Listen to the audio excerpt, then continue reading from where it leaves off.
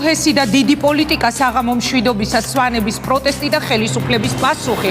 რა აქვს სათქმელი მინისტრს იმ ადამიანებისთვის, რომლებმაც ფიცი დადეს, რომ ხაიშს არ დათმობენ, რას იგებს და რას აგებს საქართველოს ხუდოჰესით, რომლის აშენების მცდელობა ყველა ხელისუფლების პირობებში დაიბლოკა. მთავარი თემით ეთერშია დიდი პოლიტიკა. ხუდოჰესი იქცევა თუ არა ოცნების თავის ტკივილად არჩევნების წინ დადებული პირობა, რომ საქართველოში დიდი ჰესების მშენებლობა არ მოხდებოდა. გადავწყვეტ იმ შემთხვევაში დადებითად თუ ეს იქნება მისაღები, თუ არა და აუცილებლად შეჭერდება. მათ გონიათ, რომ სახელმწიფო მათ არ დაელაპარაკებად, მოატყუებენ, იქ იქნება ხელების გადაგრეხვა, ძალით ამ ადამიანების გაყრა. ჩვენ ამას არავითარ შემთხვევაში არ დაუშვებთ. ვიღებთ გადაწყვეტილებებს ხუდოჰესის მშენებლობასთან დაკავშირებით. ფიცალ არ დაუშვებთ.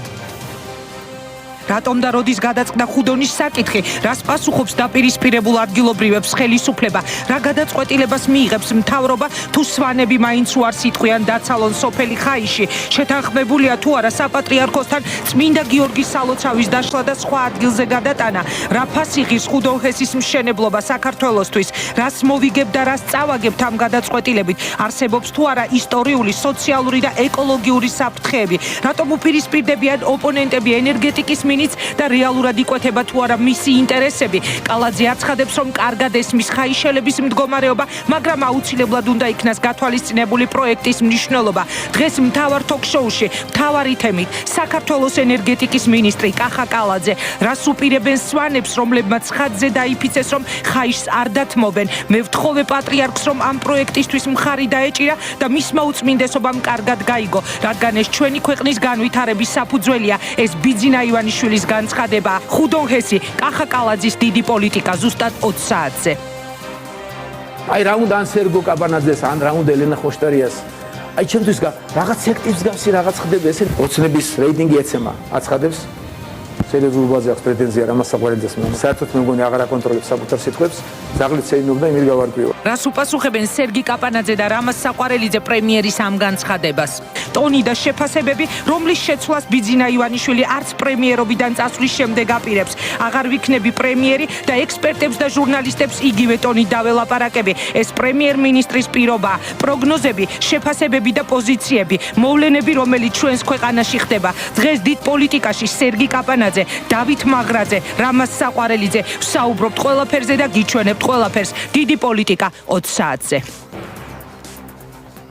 ხუდოჰესის მშენებლობასთან დაკავშირებით თუ ადგილობრივი მოსახლეობის ინტერესები გათვალისწინებული არ იქნება, მაშინ ისინი კარვების გაშლას და შიმშილობის დაწყებას აპირებენ. ისინი ამბობენ, რომ ამ პროექტის შემთხვევაში 528 ჰექტარი ტერიტორია მოექცევა წყლის ქვეშ. ესაა სოფლები ხაიში, დაკარი, გაღმა ხაიში და ტობარი, რასაც არ დაუშვებენ. ამის შესახებ განცხადებები დღეს კინოსახლში გაკეთდა.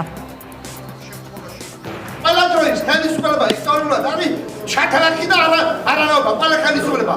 მაშინ ეროვნული მოძრაობის დროს ქართულ ხალხს მანდატი გიხსნება, რომელიც დაკარგებს.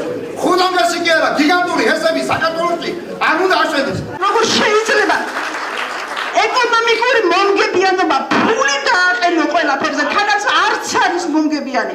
ყველაფერს პირდებოდნენ, ბინებს პირდებოდნენ თბილისში. დიდ ფულადანაზღაურებას პირდებოდნენ. მაგრამ მათთვის ყველაზე ძვირფასი აი სალოცავებია, რომელიც ამ ტერიტორიაზეა გამთავსებული.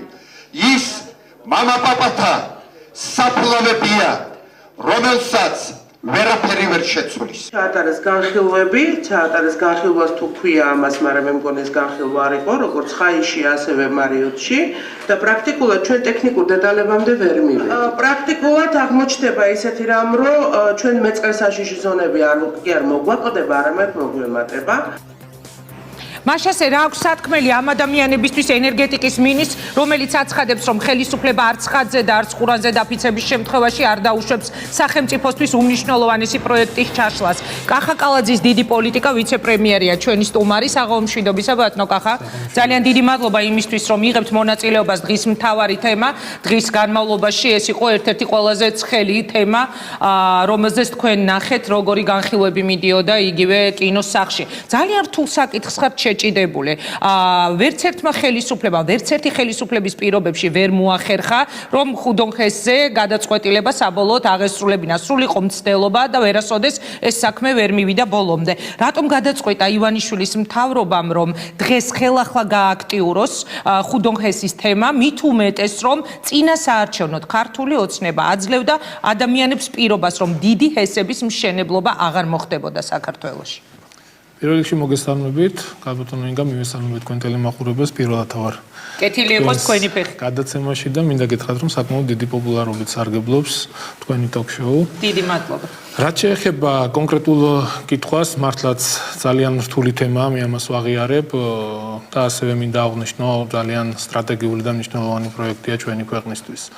თქვენს დასმულ შეკითხვაში ნაწილობრივ არსებობს პასუხიც, მოგეხსენებათ, ჩვენ ყველაფერს გავაკეთებთ ნებისმიერი პროექტი, რომელიც განხორციელდება ჩვენს ქვეყანაში, ჰიდროელექტროსადგურები, იქ მაქსიმალურად იქნება გათვალისწინებული ჩვენი სახელმწიფოს ინტერესები და მოგეხსენებათ, სახელმწიფოს ინტერესებში შედის ჩვენი ადგილობრივი მოსახლეობის, ქვეყნის მოსახლეობის ინტერესებიც.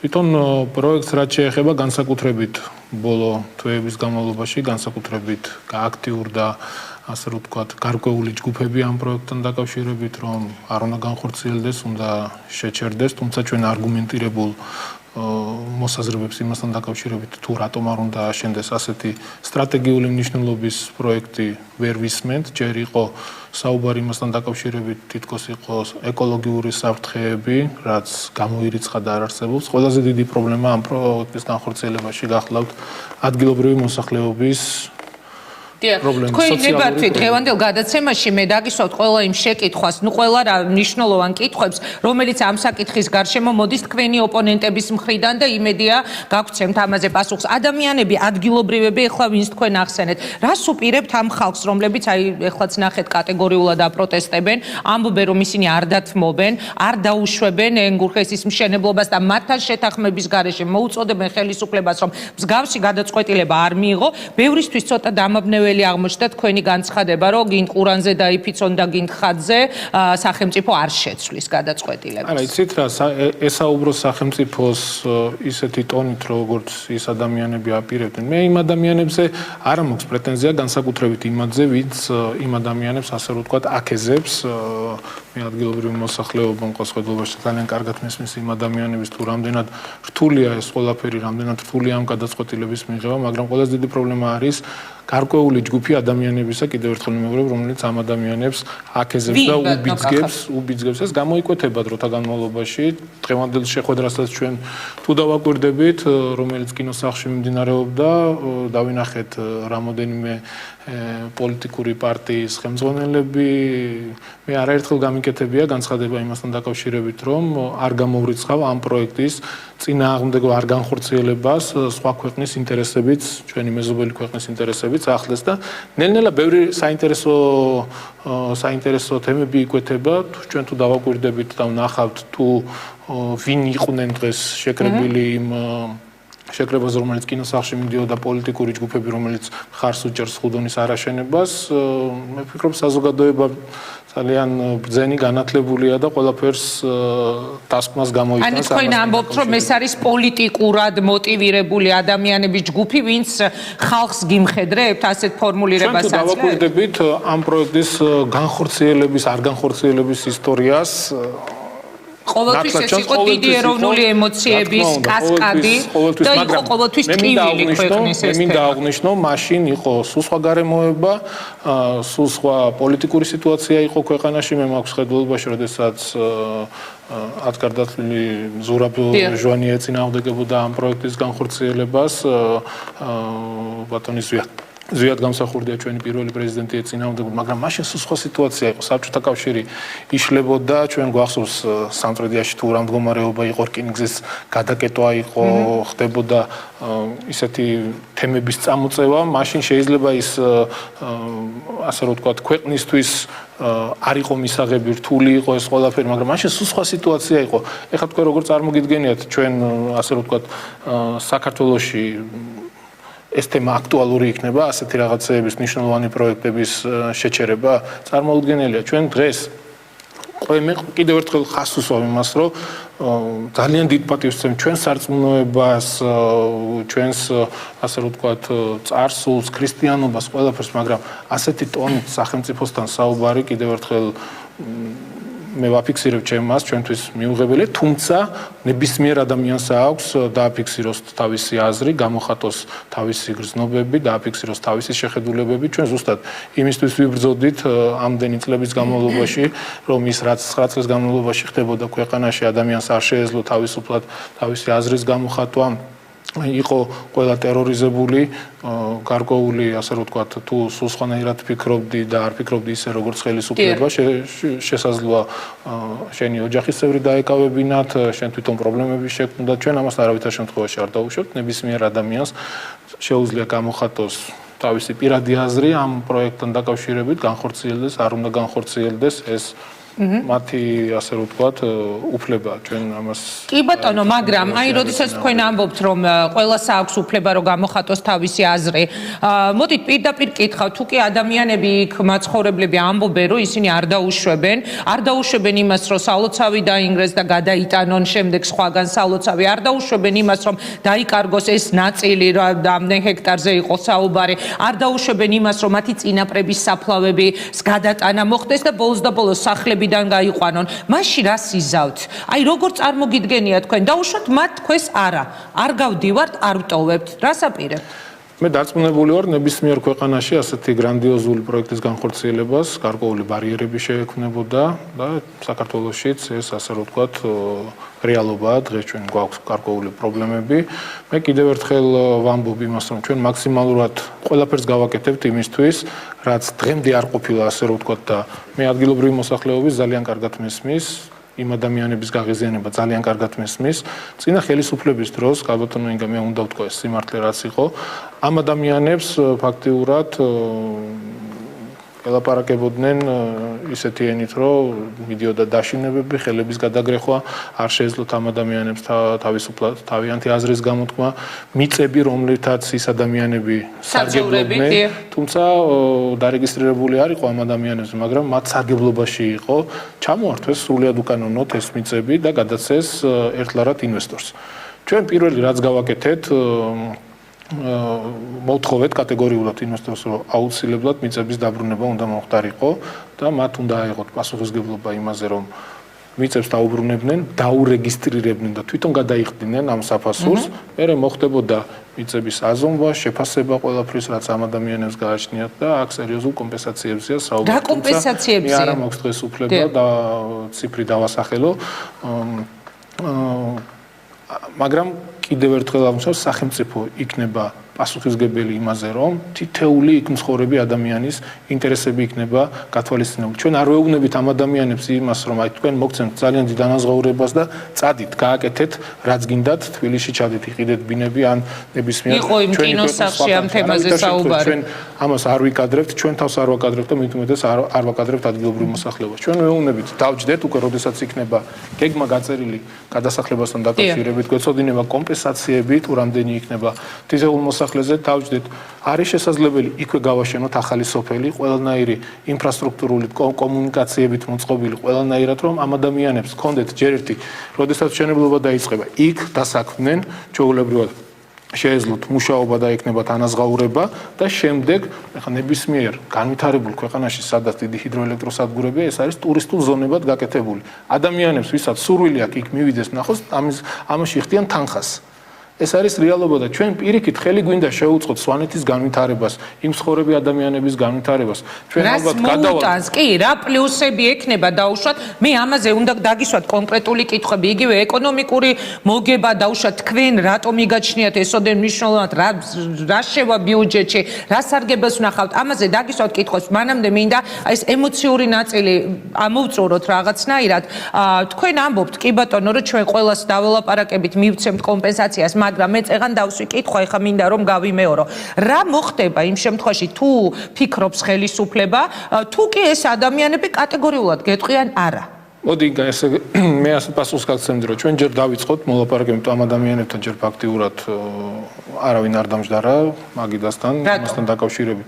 იმიტომ რომ ჯერ იწერება გეგმა, რომელიც მსოფლიო ბანკის რეგულაციებით უნდა განხორციელდეს განსახლების გეგმა მოხდელობაში, სადაც კონკრეტულად დეტალურად იქნება გაწერილი კომპენსაციები, თუ რა ფორმით როგორ უნდა მოხდეს ამ ყველაფრის გაკეთება და ამის მერე უკვე შესაძლებელი იქნება ჩვენ აუხსნათ ადგილობრივ მოსახლეობას თუ რაზეა საუბარი, რამდენად მნიშვნელოვანია ეს ყველაფერი როგორც სახელმწიფოსთვის და მოგეხსენებათ ასევე მათთვის, სვანეთის რეგიონისთვის ეს ყველაფერი მათთვის ცნობილი იქნება და ამის მერე უკვე მე დარწმუნებული ვარ შესაძლებელი იქნება ამ პროექტის. ანუ არ უშვებთ იმას, რომ შესაძლებელია პროექტი ჩავარდეს? მე გამორიცხავ ამას, მე ვფიქრობ, ის ადამიანები გაგებით მოეკიდებიან, იმიტომ ეს არ არის მარტო ასე რომ ვთქვათ მთავრობის ინტერესი, რა თქმა უნდა, მთავრობა ზრუნავს იმაზე, რომ ქვეყანა წინ წავიდეს, განვითარდეს, ყველა გათვალისწინებულია მთელი საქართველოს მოსახლეობის ინტერესები. ჩვენ ხო გვინდა ვიყოთ განვითარებული ქვეყანა, ხო გვინდა რომ ყავდეს დასაქმებული ადამიანები და დღეს ჩვენ გვაქვს უზარმაზარი პრობლემა ამ მიმართულებით 60%-ზე მეტი დაუსაქმებელი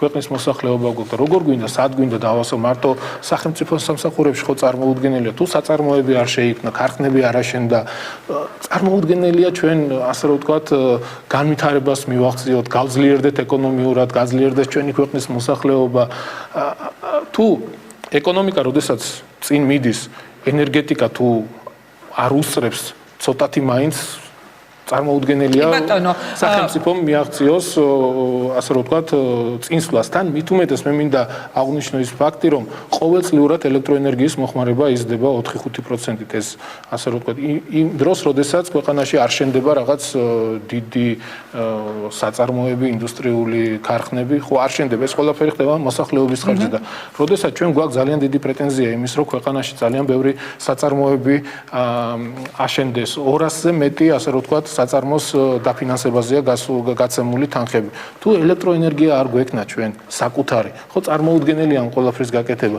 თუ ვიქნებით დამოკიდებული იმაზე, რომ უცხოეთიდან შემოვიტანოთ ელექტროენერგია, მაშინ უახლოეს მომავალში ტარიფიც სულ სხვა იქნება. გაიზრდება? რა თქმა უნდა, გაიზრდება. წელს ასე რომ ვთქვათ, ჩვენ იმპორტირებულ ელექტროენერგიაზე მოგვიწევს სადღაც 6.3 ცენტის გადახდა 1 კილოვატ-საათზე. გასულ წელს მაგალითად ვიხდიდით 6.1. ეს ყოველწლიური ანუ ეს მოსახლეობის დააწვება, ისევ მოსახლეობის ტარიფი გაიზრდება. დროთა განმავლობაში, როდესაც აცდება იმ ნიშნულს რთული იქნება რა თქმა უნდა. გასაგებია, ბატონო კახი, მე გეუბნებით, გეკითხებით, იმიტომ რომ ეს დღეები სულ კითხულობ თქვენს ოპონენტებს უსმენ ადამიანები, რომლებიც ძალიან მძიმედ განიცდიან იქაური ადგილობრივები და ამიტომ რაღაც დეტალურად მინდა რომ გავიაროთ. მაგალითად ლაშა ჩხარტიშვილი ამბობს, რომ მე პირადად მონაწილეობდი ოცნების წინასაარჩევნო პროგრამის შედგენაში და სად არის ახლა ეს დაპირებები, რომელიც მაგალითად იგივე ქართულმა ოცნებამ ბიძინა ივანიშვილმა მისცა ხალხს. რატომ არ ითქვა არჩევნებამდე? რატომ არ განისაზღვრა? რატომ დაპირდნენ ოცნების ლიდერები და მათ შორის თქვენც ერთ-ერთი მთავარი ლიდერი ხართ ამ კოალიციის ხალხს, რომ არა, იცით რა, ჰესები უნდა აშენდეს. გამოვიდა, რომ წინასაარჩევნო ტყუილი იყო?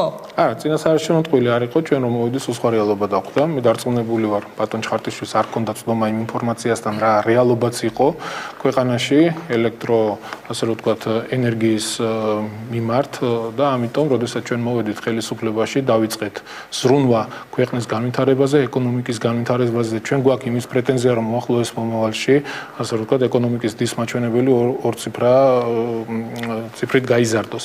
ამიტომ, თუ ჩვენ საკუთარი ელექტროენერგია არ გვექნა, წარმოუდგენელია ქვეყნის განვითარება და მოგვიწევს ისევ იმ ჯადოსნურ წრეზე ტრიალი, რაც წლების განმავლობაში ხდება.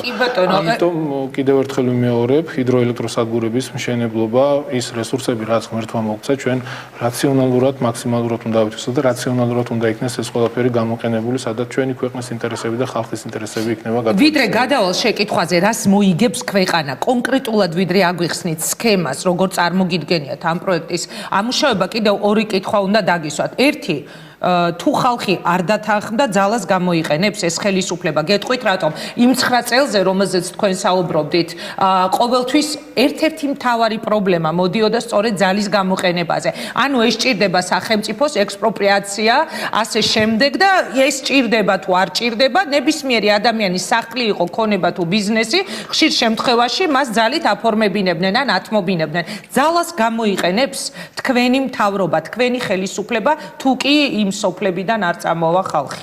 ინგა მე კიდევ ერთხელ გავიმეორებ იმას, რაც ეხან გითხარით, რომ ჩვენ მაქსიმალურად ვეცდებით ამ ადამიანებს აუხსნათ ყველაფერი ამ პროექტის მომგებიანობა, რამდენად მნიშვნელოვანია ჩვენი ქვეყნისთვის, რამდენად მნიშვნელოვანია სვანეთის რეგიონისთვის და მე როდესაც გადავალ უკვე შეფასებაზე თუ რა სარგებელი მოაქვს ენერგეტიკული მიმართულებით და რა სარგებელი მოაქვს ეკონომიურად იქ უკვე მე ეს კითხვა ყველა არ დაგისვით, იმიტომ რომ მაყურებელს მაგალითად ალბათ თქვენ ძალიან კარგად გახსოვთ, იგივე ერთი მაგალითი თუნდაც თაბუკაშვილის სახლი, როდესაც სპეცრაზმა იქ შესახლებული ადამიანები გამოყარა ხელკეტები და ინვალიდი ადამიანები ქუჩაში რო დაყარეს. ამიტომ ვსვამ ამ კითხვას, თუ დაუშვათ ისინი არ წამოვლენ თქო ძალას გამოიყენებს თუ არა სახელმწიფო და თან ქალბატონი მე მინდა ყურადღება გავამახვილო ერთ რამეზე, თქვენ ძალიან ხშირად იხატება, ასე რომ ვთქვათ, მედია საშუალებებში თითქოს მთელი მოსახლეობა იყოს წინააღმდეგი ამ პროექტის განხორციელების, რაც ნამდვილად სიმართლეს არ წარმოადგენს. იქ არის გარკვეული ჯგუფი ადამიანების, რომლებსაც აქვს სხვადასხვა ინტერესები. მე არ დაგიმალავთ და გეტყვით, მიმდინარეობს სვანეთში ხეტყის უკანონო ჭრა. სხვა ჩვენ გვაქვს ეს სურათები და არ ვიცი გავიდათ თუ არა ეკრანზე. გაუბედურებულია მთელი სვანეთი, რეგიონი, მთები, ასე რომ ვთქვათ, ტყეები, დაჭრილი და ენგურში მიდის ეს ყველაფერი, ნახერხი პირდაპირ იქვე აქვთ.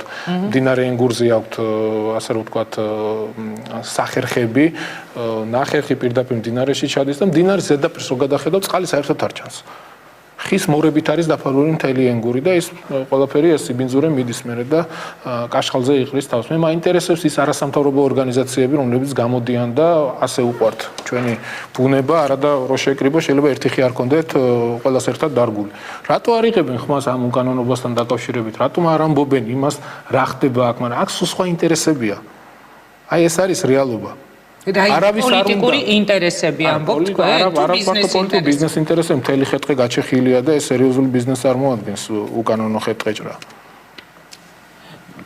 უკაცრავად მე ერთი კითხვა მინდა რომ დაგისვათ, როდესაც ჩვენ საუბრობდით ამ ადამიანების გადააყვანაზე, აი ახალი სოფელი აშენდება, ახალი ტერიტორია გამოიყოფა ამ ადამიანების. აქ არის ერთ-ერთი ყველაზე მტკივნეული თემა საფლავების და სალოცავის. მე ეს წმინდა გიორგის ტაძარი, სალოცავი, რომელიც ეს ადამიანები ამბობენ, რომ ეს გამორიცხულია, რომ დაიშალოს. მე მინდა ერთი კითხვა რომ დაგისვათ.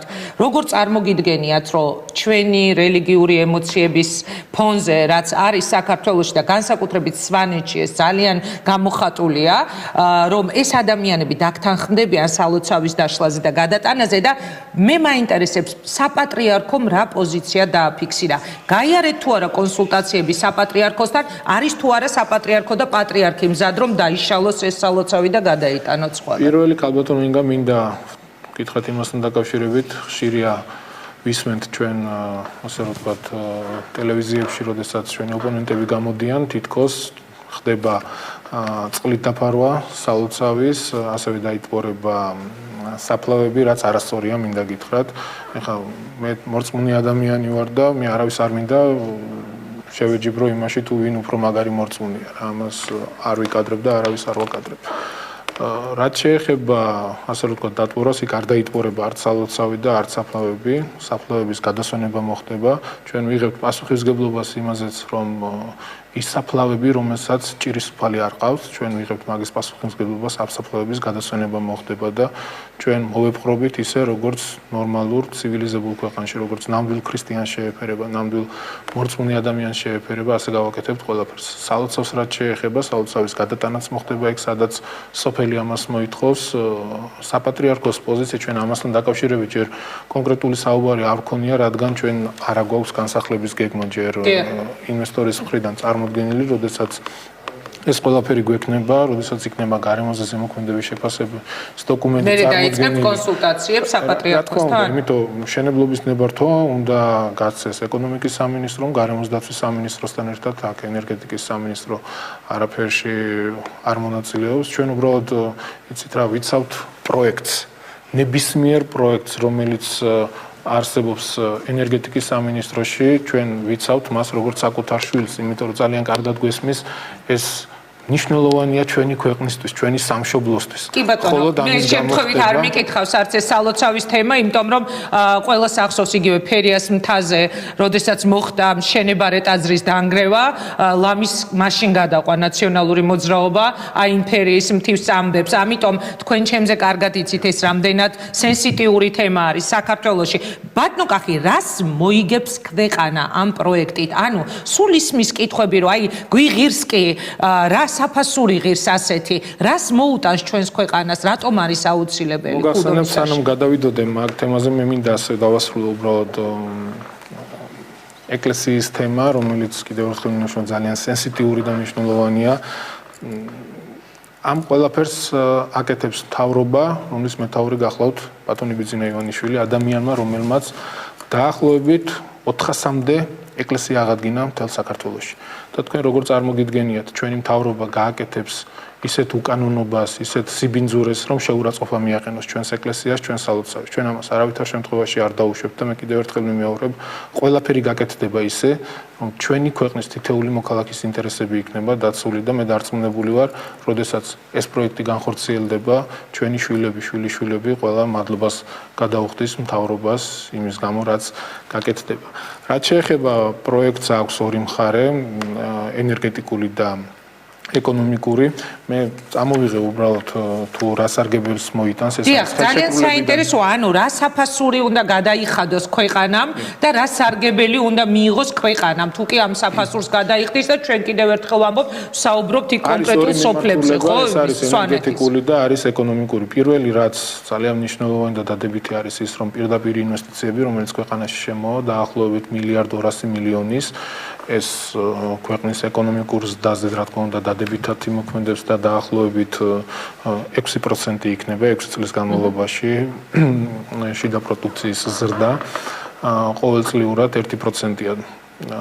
მე მინდა ასევე აღვნიშნო ის, რომ აი ზუსტად გავივლი ეკონომიკურად თუ რამხელა მონგებიანობა მოაქვს ეკონომიკურად ამ პროექტს.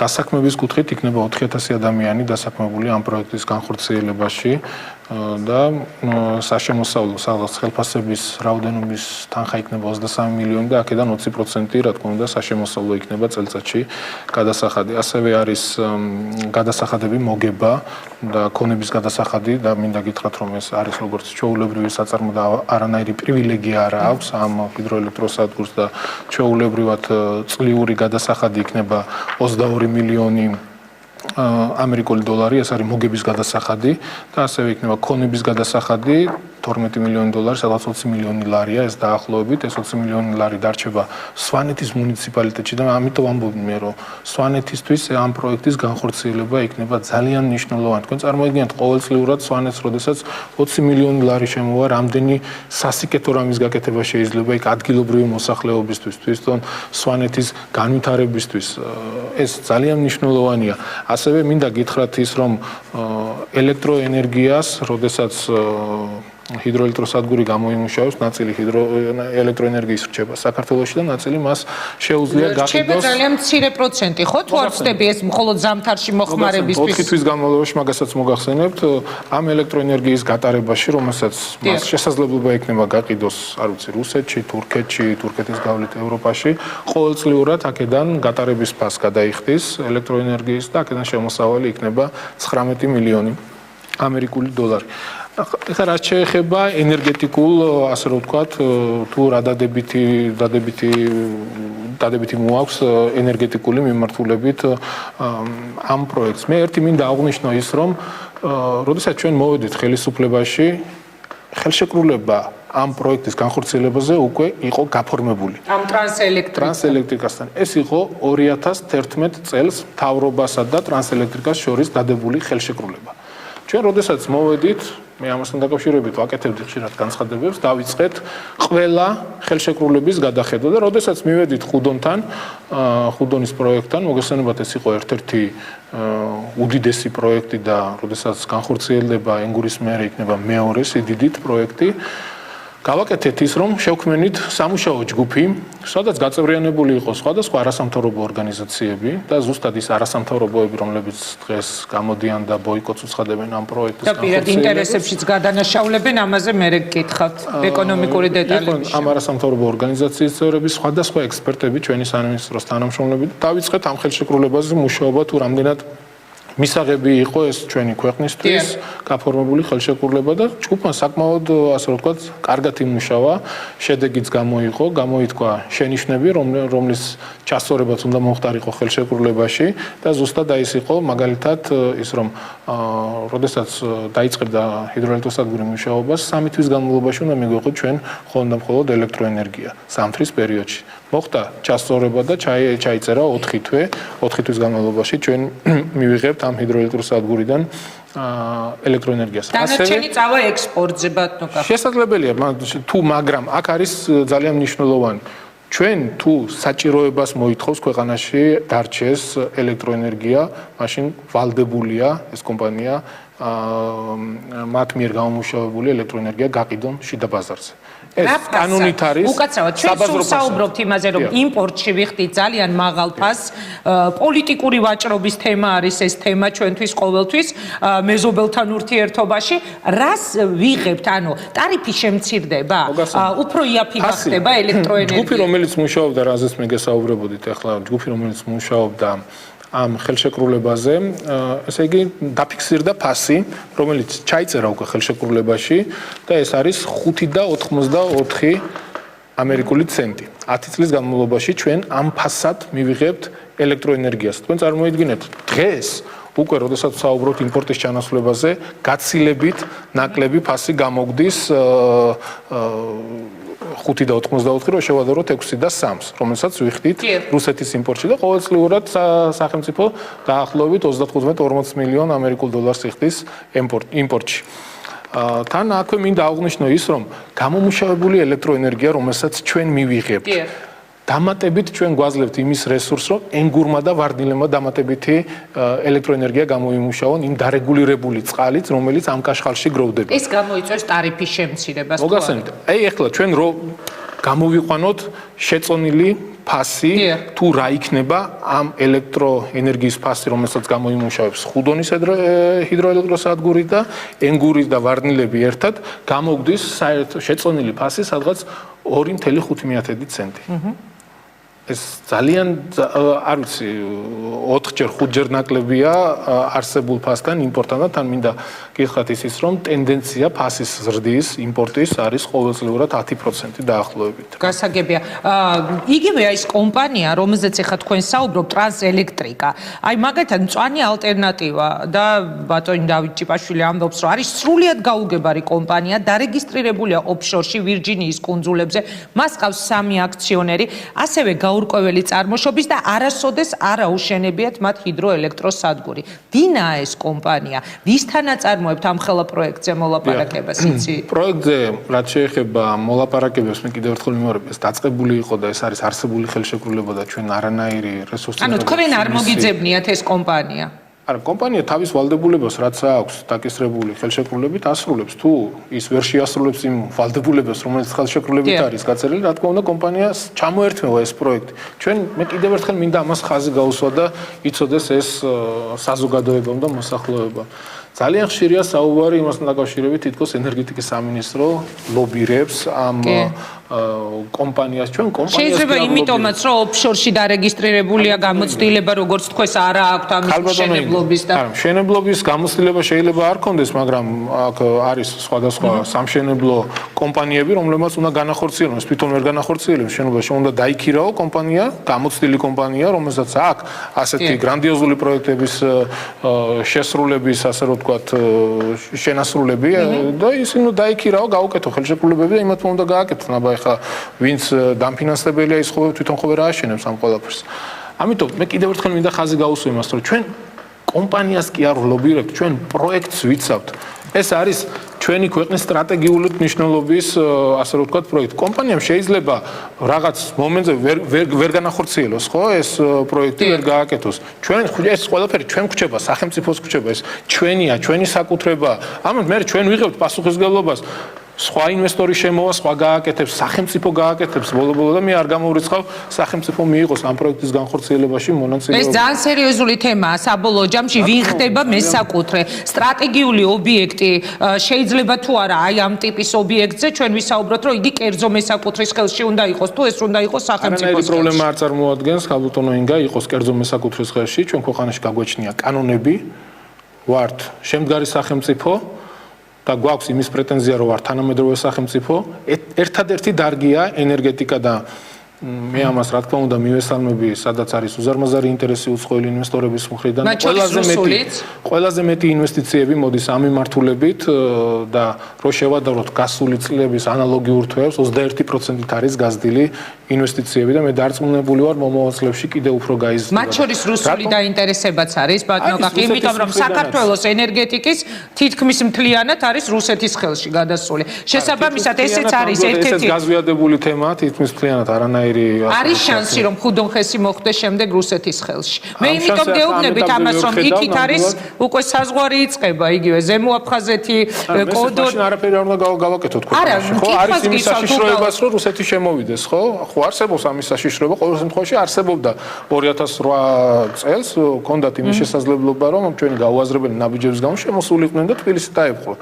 იყო ამის საშიშროება, მაგრამ დღეს ხო არ არის ამის საშიშროება. გასაგებია და ერთი კითხვა კიდევ ვიდრე რეკლამას გამოვაცხადებთ, თქვენი ოპონენტებისგან უკვე გაისმა ბრალდებები თქვენი მისამართით, რომ აი რატომ ლობირებს კალაძე დაუშვათ ამ თემას, ამ რა ქვია, ამ ტრანსელექტრიკს, ხომ არ იკვეთება ამ საქმეში, რომ მისი პირადი ბიზნესი ინტერესები, მაგალითად იგივე ლაშა ჩხარტიშვილმა განაცხადა, რომ ხუდონხესის მშენებლობასთან დაკავშირებით აშკარა გამოკვეთილია კორუფციული ინტერესი და იგი აქვე თქვენს გარდა საუბრობს მაგალითად ზაქარია ქუცნაშვილის ოჯახური ინტერესზეც და მამამისზეც. ენას ძვალი არ აქვს, ხალბატონო ინგა, ენას ძვალი არ აქვს. ეხლა მე არ ვიცი ხა ჩხარტიშვილის განცხადებას რამდენად სერიოზულად უნდა უპასუხოს ადამიანმა.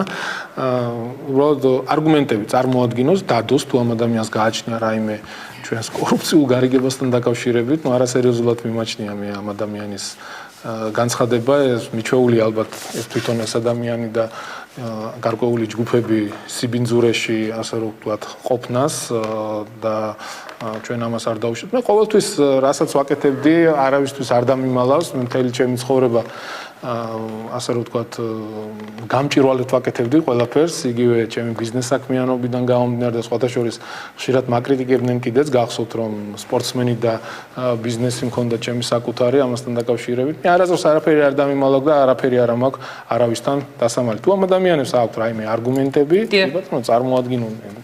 კარგი და ამ თემაზე ერთი კითხვა კიდევ და რეკლამას გამოვაცხადებ ეთერში, სხვა ჩვენს ძალიან საინტერესო მასალა ამოვიღე არქივიდან და მინდა რომ მე თქვენთან ერთად ნახოთ, მაყურებელს შევთავაზოთ ეს, მაგრამ მანამდე ეკოლოგიური საფრთხეები. ეს არის ერთ-ერთი ყველაზე უფრო რთული, რაც უკავშირდება ხუდონხესის მშენებლობას. ეს იყო ერთ-ერთი მთავარი პრეტენზია, რომ დაიტბორება ეს ადგილი, დაიფარება წყლით, სოფლები იბლიანი ჭუბერი რჩება გვერდზე. ანუ აქ მხოლოდ ერთ სოფელზე ხო არ არის ლაპარაკი? არა, ერთ სოფელზე არ არის საუბარი. ეკოლოგიური კუთხითაც არანაირი პრობლემა არ აქვს ამ პროექტის განხორციელებას. მე თან წამოვიღე, მე არ მინდოდა უბრალოდ რაღაც სიტყვებით საუბარი მქონოდა, უბრალოდ მე წამოვედი დასაბუთებულად, მინდა ეს კიდე დაგიტოვებთ თქვენ გადმოგცემთ. დაგიტოვეთ, საინტერესოა. იმიტომ რომ ეს თემა ძალიან დიდი ხანი იქნება ალბათ თავარი. ჰოლანდიური ექსპერტების ჯგუფი, რომელიც გარემოს დაცვის სამინისტრომ ჩამოიყვანა. ამ ადამიანებმაც კი დადეს, ასე რომ ვთქვათ, დასკვნა, რომ ამ პროექტს არანაირი პრობლემა, ასე რომ ვთქვათ, არ აქვს ამ პროექტის განხორციელების. იქ იყო საუბარი იმასთან ჩამონატანებთან დაკავშირებით, რომ ასე რომ ვთქვათ, სიცოცხლის უნარიანობა კაშხლის შეიძლება შეზღუდულიყო. ამასთან დაკავშირებითაც გაკეთებულია დასკვნა ბატონი გიახელიძის მიერ და მაქვს ეს დასკვნა წამოღებული, რომ 67 წელი საერთოდ რო არ გაიწმინდოს კაშხალი, პრობლემა არ აქვს ფუნქციონირების და მუშაობის და ზოგადად ასე რომ ვთქვათ, წმენდა კაშხლის ის ნარჩენები რო არ დაჭერს, ხდება ხოლმე ამას ყველა აკეთებს და ეს მისაღები ამ მიმართულებით არანაირი პრობლემა არ არსებობს. გეოლოგია და ფიზიკაზე დაკავშირებითაც არსებობს დასკვნა, ესეც მე ვთხოვე ინვესტორს და გამოვართ იმისთვის, რომ შესაძლებელი იყოს ეს მოსახლეობა მიცოდეს, რომ ძალიან ხშირია манипуლირება ამასთან დაკავშირებით, თითქოს წარმოუდგენელი იქ არ შეიძლება გაკეთება. ეს არის ყველაფერი სიცრუე, მინდა უთხრა მოსახლეობას, აქ არსებობს ყველანაირი დასკვნები, არის ასევე ფუნდამენტის და საყრდენების კვლევები თუ რამდენად შესაძლებელია იქ და ყველაზე ასე რომ ვთქვათ, კარგი ადგილია შერჩეული, სადაც უნდა გაკეთდეს ეს კაშხალი. იქ იყო საუბარი რამოდენიმე სხვა ალტერნატიულ პროექტზე და მინდა გითხრათ, რომ ჩვენ ყველა განვიხილებთ და ყველა პროექტის შესაძლებლობა ვნახეთ და ყველაზე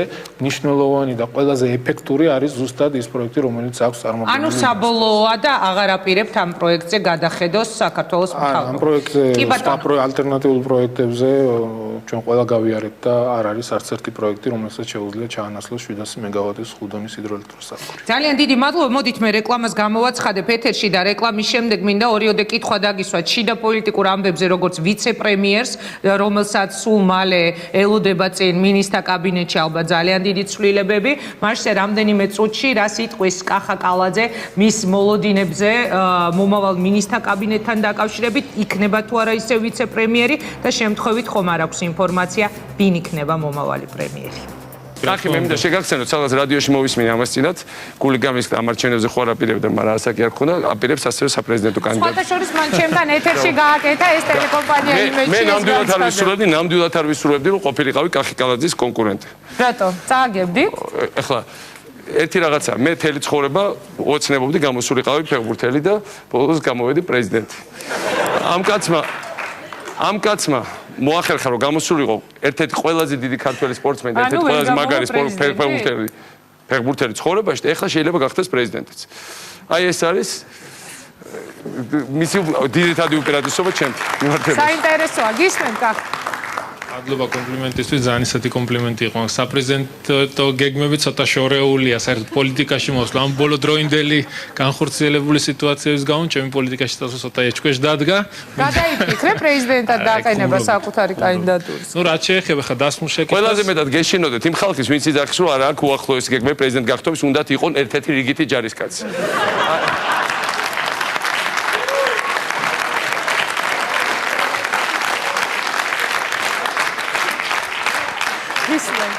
გიპასუხებ დასმულ კითხვაზე პასუხს. ნუ წარმატებებს რაც შეეხება, რა თქმა უნდა, ძალიან ბევრი წარმატებები იყო. მე საქართველოს მახსოვს პატარა ჩემი ბავშვობიდან მახსოვს გაუბედურებული საქართველო, როდესაც საბჭოთა კავშირი დაიშალა იმ დროიდან, თუ გინდ 9 აპრილი გავიხსენოთ, შიდა ომები გავიხსენოთ, ოსეთის დაკარგვა გავიხსენოთ, აფხაზეთის დაკარგვა გავიხსენოთ, ერთმანეთში ეს ომები, ყველაფერი მახსოვს, ყველაფერი ჩემ თვალწინ ჩაიარა, მაშინ სამტრედიაში ცხოვრობდი, ერთჩეულებრივი ბიჭუნა ვიყავი და ამ ყველაფერმა ჩემი ბავშვობის თვალწინ გაიარა, რა თქმა უნდა, საზარელი პერიოდი, უშუქობა, საჭმელი არა, გაზი არა, ხალხის გასაჭირი.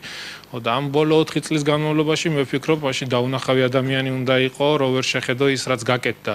თუ გინდა ვიძახით, რომ ეს გზები ხო, რაღაც უნდა გაკეთებულიყო. კი, უნდა გაკეთებულიყო, გზებიც უნდა გაკეთებულიყო, შუქება, მაგრამ ხო არ ქონდა ეგ, ხო არ იყო არაფერი, ხო?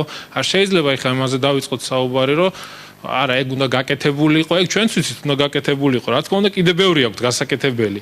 კიდე ბევრს გააკეთებენ, მაგაში დარწმუნებული ვარ. ერთ-ერთი უნიშნელოვანესი რაც არის საქართველოს სიძლიერე. საქართველოს სიძლიერე იქნება თუ საქართველოს ერთიანი იქნება. არა ისე, რომ აი მაგალითად ეხლა მე დარწმუნებული ვარ, რომ ბევრს არ სიამოვნებს ეხლა იგივე ოპოზიციის ხარ დაჭერს, რომ ეს ხალხი აქ არის, ბატონ მიხეილ სააკაშვილის უჭერს ხარ. შეიძლება ვეზიზღებით კიდეს, რაც მე ვფიქრობ ეს ძალიან ცუდი თვისებაა რა. არ გონია რომ ეზიზღებოდეთ, შენ ყველას უყარხარ. არა მე ისე ვიძახე, რა თქმა უნდა ბევრს უყარ, მაგრამ არის ისეთი ხარდაჭერის მიუხედავად. არის აი ეგ ის გაჩნდა ეხლა საქართველოში რა, ერთმანეთის მიმართ რა. მე უცხოეთში ვარ ბოლო წლების განმავლობაში და იქედან ვადევნებ რა, ბოლო თვეების განხორციელებულ მდგომარეობას რა. ეგ მე ვფიქრობ ძალიან ცუდი სენია რა, იმიტომ ქართველები ძალიან ცოტანი ვარ და ეს ერთმანეთის ზიზღი კარგს არაფერს მოგვიტანს რა. კახა, შეცდომა შეგიძლია მითხრა? ანჯერ დავამთავრებ კიდე.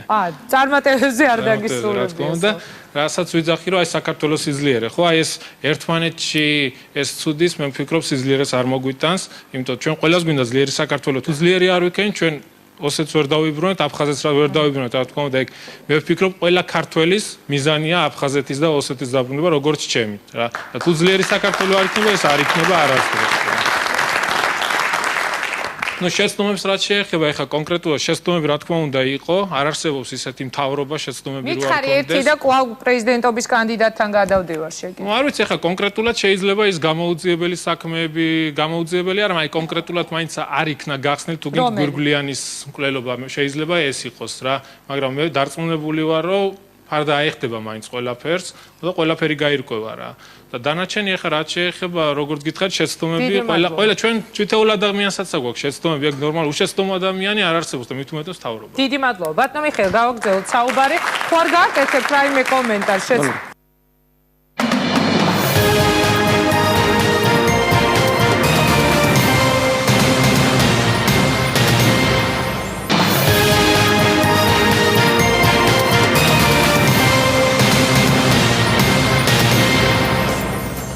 მაშასე კახკალაძესთან ერთად ჩვენ დავბრუნდით პირდაპირ ეთერში მე გადავაჭარბე მე მგონი ყველანაირ ლიმიტს ჩვენი ინტერვიუსთვის გამოყოფილი დროის ძალიან საინტერესო შემდეგი ბლოკი გველოდება რომელსაც პირობითად ასე დავარქვით ისევ პრემიერი და ისევ ექსპერტები ისევ ძალიან უცნაური ტონი ბიძინა ივანიშვილის მხრიდან და ამ ტონში ექსპერტებზე საუბარი უფრო სწორედ მაგრამ ამაზე მე თქვენ არ დაგისვავთ კითხვას მე მაინტერესებს ბოლო კითხვა რომ დავსვა იცით თუ არა რა თქმა უნდა არ დამისახელებთ მაგრამ თქვენთვის თუ გაქვთ ინფორმაცია ვის დატოვებს საკუთარ მემკვიდრედ ბიძინა ივანიშვილი და რაც ცვლილებებს ელით მომავალ მინისტრთა კაბინეტში იქნებით თუ არა თქვენ ამ კაბინეტში ისე ვიცე-პრემიერი ან ენერგეტიკის მინისტრი. ახალ პრემიერ-მინისტრად შეეხება ამასთან დაკავშირებით ჯერ გუნდში განხილვა არ ყოფილა პრემიას თავის კანდიდატურა არ დაუსახელებია თუმცა ჩვენ მოვისმინეთ გუშინ პირველ ახდენცემულ ინტერვიუში რომ უახლოეს მომავალში იქნება ცნობილი კანდიდატურა თუ ვინ იქნება მაგრამ მინდა გითხრათ რომ ეს იქნება ნამდვილად ღირსეული პიროვნება, ღირსეული კანდიდატი, რომელიც შეეფერება ჩვენს ქვეყანას და ჩვენი როგორცაც იმსახურებს ჩვენი ხალხი. რაც შეეხება თქვენს ადგილს მომავალ მინისტრთა კაბინეტში იქნებით ისევ ვიცე-პრემიერი, იქნებით ისევ ენერგეტიკის მინისტრი თუ შესაძლებელია რომ გადაინაცვლოს სხვა სამინისტრო შიკალაძე. დაველოდოთ, ნუ წინ არ მინდა გაუსწრო რაღაც მოვლენებს, როდესაც ცვლილებები განხორციელდება, ყველაფერი ყველასთვის ცნობილი იქნება, მე უბრალოდ მინდა უთხრა მოსახლეობას რომ რაღაც გრანდიოზული დიდი ცვლილებები ნამდვილად არ იქნება. თუმცა რაღაც ნაწილი ალბათ დატოვებს კაბინეტში. რა თქმა უნდა, ამასთან დაკავშირებით პრემიერმაც გააკეთა განცხადება. გუნდი დარჩება ისევ ის გუნდი რომელიც იქნება მთავრობაში, გეზი რომელიც არის მიმართულება ევროპაში, რაც შეიძლება უახლოეს მოკლე ვადებში გავხდეთ ევროპის სრულუფლებიანი წევრი ქვეყანა, ეს რა თქმა უნდა იქნება და დარჩება. ჩვენ უბრალოდ იცით რა არის, კაბატონიკა, მიჩვეული ვართ რაღაც პიროვნებების მიერ ქვეყნის მართვას და ეს ამას ნელ-ნელა რა თქმა უნდა გადავეჩვიოთ. არსებობს მთავრობა, არსებობს გუნდი, არის ხელისუფლება, არის ხალხი და კანონი, რომელიც მართავს დიდი მადლობა. ძალიან დიდი მადლობა მინდა გადაგიხადოთ წარმატებებს გისურვებთ. ბაშს ეს იყო კახაკალაძის დიდი პოლიტიკა. ვნახოთ როგორ განვითარდება მოვლენები.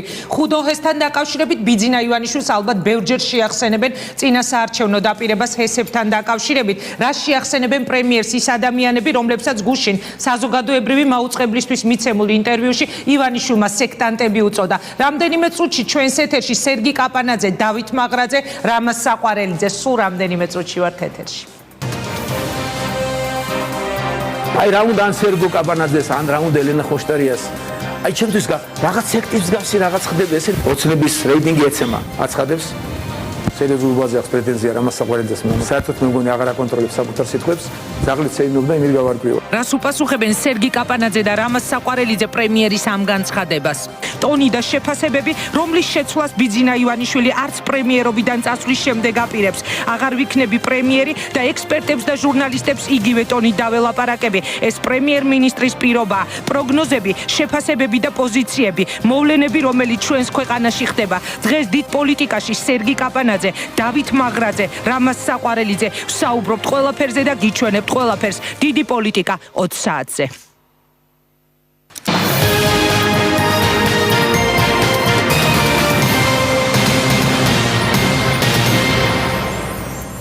კაპანაძის და ხოშტარიას შემთხვევაში რაიმე დანაშაულის ჩადენის კვალი არ იკვეთება, თუმცა გაუგებარია რა უნდათ მათ და რატომ რჩებიან სიცრუესა და სიბრიყვეში. რაღაც სექტის მსგავსია, ჩემთვის გაუგებარია რა უნდათ. რამაზ საყვარელიძეს სერიოზულობაზე აქვს პრეტენზია, მაგრამ ამ ბოლო დროს საერთოდ ვეღარ აკონტროლებს საკუთარ სიტყვებს. ძაღლით სეირნობდა, ქუჩაში რამდენიმე განაწყენებული ჩვენი მომხრე შეხვედრია და რეიტინგების დაცემის დასკვნაც ამის მიხედვით გაუკეთებია. მე საყვარელიძეს ამ დასკვნაზე პასუხი მოვთხოვე და მას ეს არ მოეწონა. მოეწონა. ასე ისაუბრა გუშინ პირველი არხისთვის მიცემულ ინტერვიუში პრემიერმა იმ ადამიანებზე, რომლებიც ახლა ამ სტუდიაში იმყოფებიან, სერგი კაპანაძე და რამაზ საყვარელიძე და მათთან ერთად ყოს მოწვეული დავით მაღრაძე, რომელიც ოცნების წინასაარჩევნო კამპანიისას მათი ერთ-ერთი მთავარი სახე იყო. ისევ პრემიერი, ისევ ექსპერტები, საღამო მშვიდობისა, ძალიან დიდი მადლობა, რომ იღებთ გადაცემაში მონაწილეობას. მაინტერესებს თქვენი პირველი შეფასებები. მე წავიკითხე ბატონი სერგის და ეს მიერ გაკეთებული ერთგვარი შეფასება გუშინდელი დღის. მაინტერესებს რა სიტყვის ბატონი დათო როგორ მოსწონს, როდესაც დაუშვათ პრემიერ-მინისტრი ექსპერტებს, ჟურნალისტებს ამ ტონალობაში, ამ შეფასებებით ესაუბრება. მოკლედ ამ თემებზე უნდა ვილაპარაკოთ. რა ხდება ჩვენს თავს გისმენთ? თქვენი რეაქცია, როდესაც მოისმინეთ, რომ გიწოდათ სექტანტები და შეფასება. ისიც არის, ბუნებრივია, პირველში მოგესალმებით. ბუნებრივია რეაქცია არაერთგვაროვანი იყო, იმიტომ რომ რაღაც ეტაპზე უკვე ჩვენთვის სასაცილოც არის ესეთი დამოკიდებულება. უცხოელს გეტყვით, რომ ირონია უფრო მეტი გქონდა აი ამ ბოლო დღეების განმავლობაში, განსაკუთრებით გუში როცა ეს მოვისმინეთ, ვიდრე აი სერიოზული აღქმა აი ამ თემის, მაგრამ გარდა ამისა, გარდა ამ რაღაც დამოკიდებულებისა, მთავარი პრობლემები იკვეთება რა აი ამ ესეთი განცხადებების დროს და ჩვენ განცხადებაში მე და ელენე სწორედ ამაზე შევეცადეთ რომ ხაზი გაგვესვა დღეს. ანუ ის რომ თითქოს რაღაც დანაშაულს ეძებდნენ თქვენს წარსულ საქმიანობაში. ეგეც, მაგრამ ეგ არის ყველაზე მთავარი პრობლემა არის ის რომ დამოკიდებულება კრიტიკის მიმართ არის აბსოლუტურად მიუღებელი. ანუ ნებისმიერი ტიპის კრიტიკა მიუხედავად იმისა, საიდან მოდის ეს კრიტიკა, პრემიერ-მინისტრისთვის სამწუხაროდ არის მიუღებელი. მე მიმაჩნია, რომ ეს არის ძალიან ცუდი თვისება სახელმწიფო მოღვაწისთვის, განსაკუთრებით პირველი პირისთვის. ეს ერთი, მეორე, მიუღებლობა არგუმენტირებული და ციფრებით, ასე ვთქვათ, ჩამოყალიბებული კრიტიკისა. სხვადასხვა იმ შეხვედრაზე პრემიერ-მინისტრთან, როდესაც ექსპერტების ჯგუფს ხვდებოდა, მე არაფერი საკრიტიკო არ მithქვავს, უბრალოდ კითხვა დავსვი, რომელიც ეყრდნობოდა ციფრებს. ძალიან გამიკვირდა, მაშინ იყო ერთადერთი როდესაც გამიკვირდა, იმის მერე უკვე აღარ გამკვირვებია, ძალიან გამიკვირდა მისი რეაქცია, იმიტომ რომ კითხვა, რომელიც ჩამოყალიბებული ციფრები ჩემი მოგონილი არ არის, ეს არის არსებული ციფრები, საქსტატის, სხვადასხვა სარეიტინგო გამოცემების ამაზე დაფუძნებით იყო კითხვა, თუ რა სტრატეგია ქონდა ეკონომიკაში არსებული სავარაუდო პრობლემების დაძლევის და მოხვა ეს ტირადა და მე უკვე გრძელდება რამდენიმე კვირა არის, უკვე კი არის კომიკური, მაგრამ მაშინ იყო ჩემთვის ცოტა არ იყოს გასაკვირი. ეს არის პრობლემა, იმიტომ რომ ეს ფაქტები და ეს ციფრები დევს, ნაცვლად იმისა, რომ იყოს რაღაც ჩამოყალიბებული სოლიდური კონტრარგუმენტები, ან ხედვა თუ როგორ იქნება ეს დაძლეული, ვიღებთ აი ამ წარსულზე ორიენტირებულ რიტორიკას, რა ქვია, პოლიტიკური იარლიყების მიწებებას და ასე შემდეგ.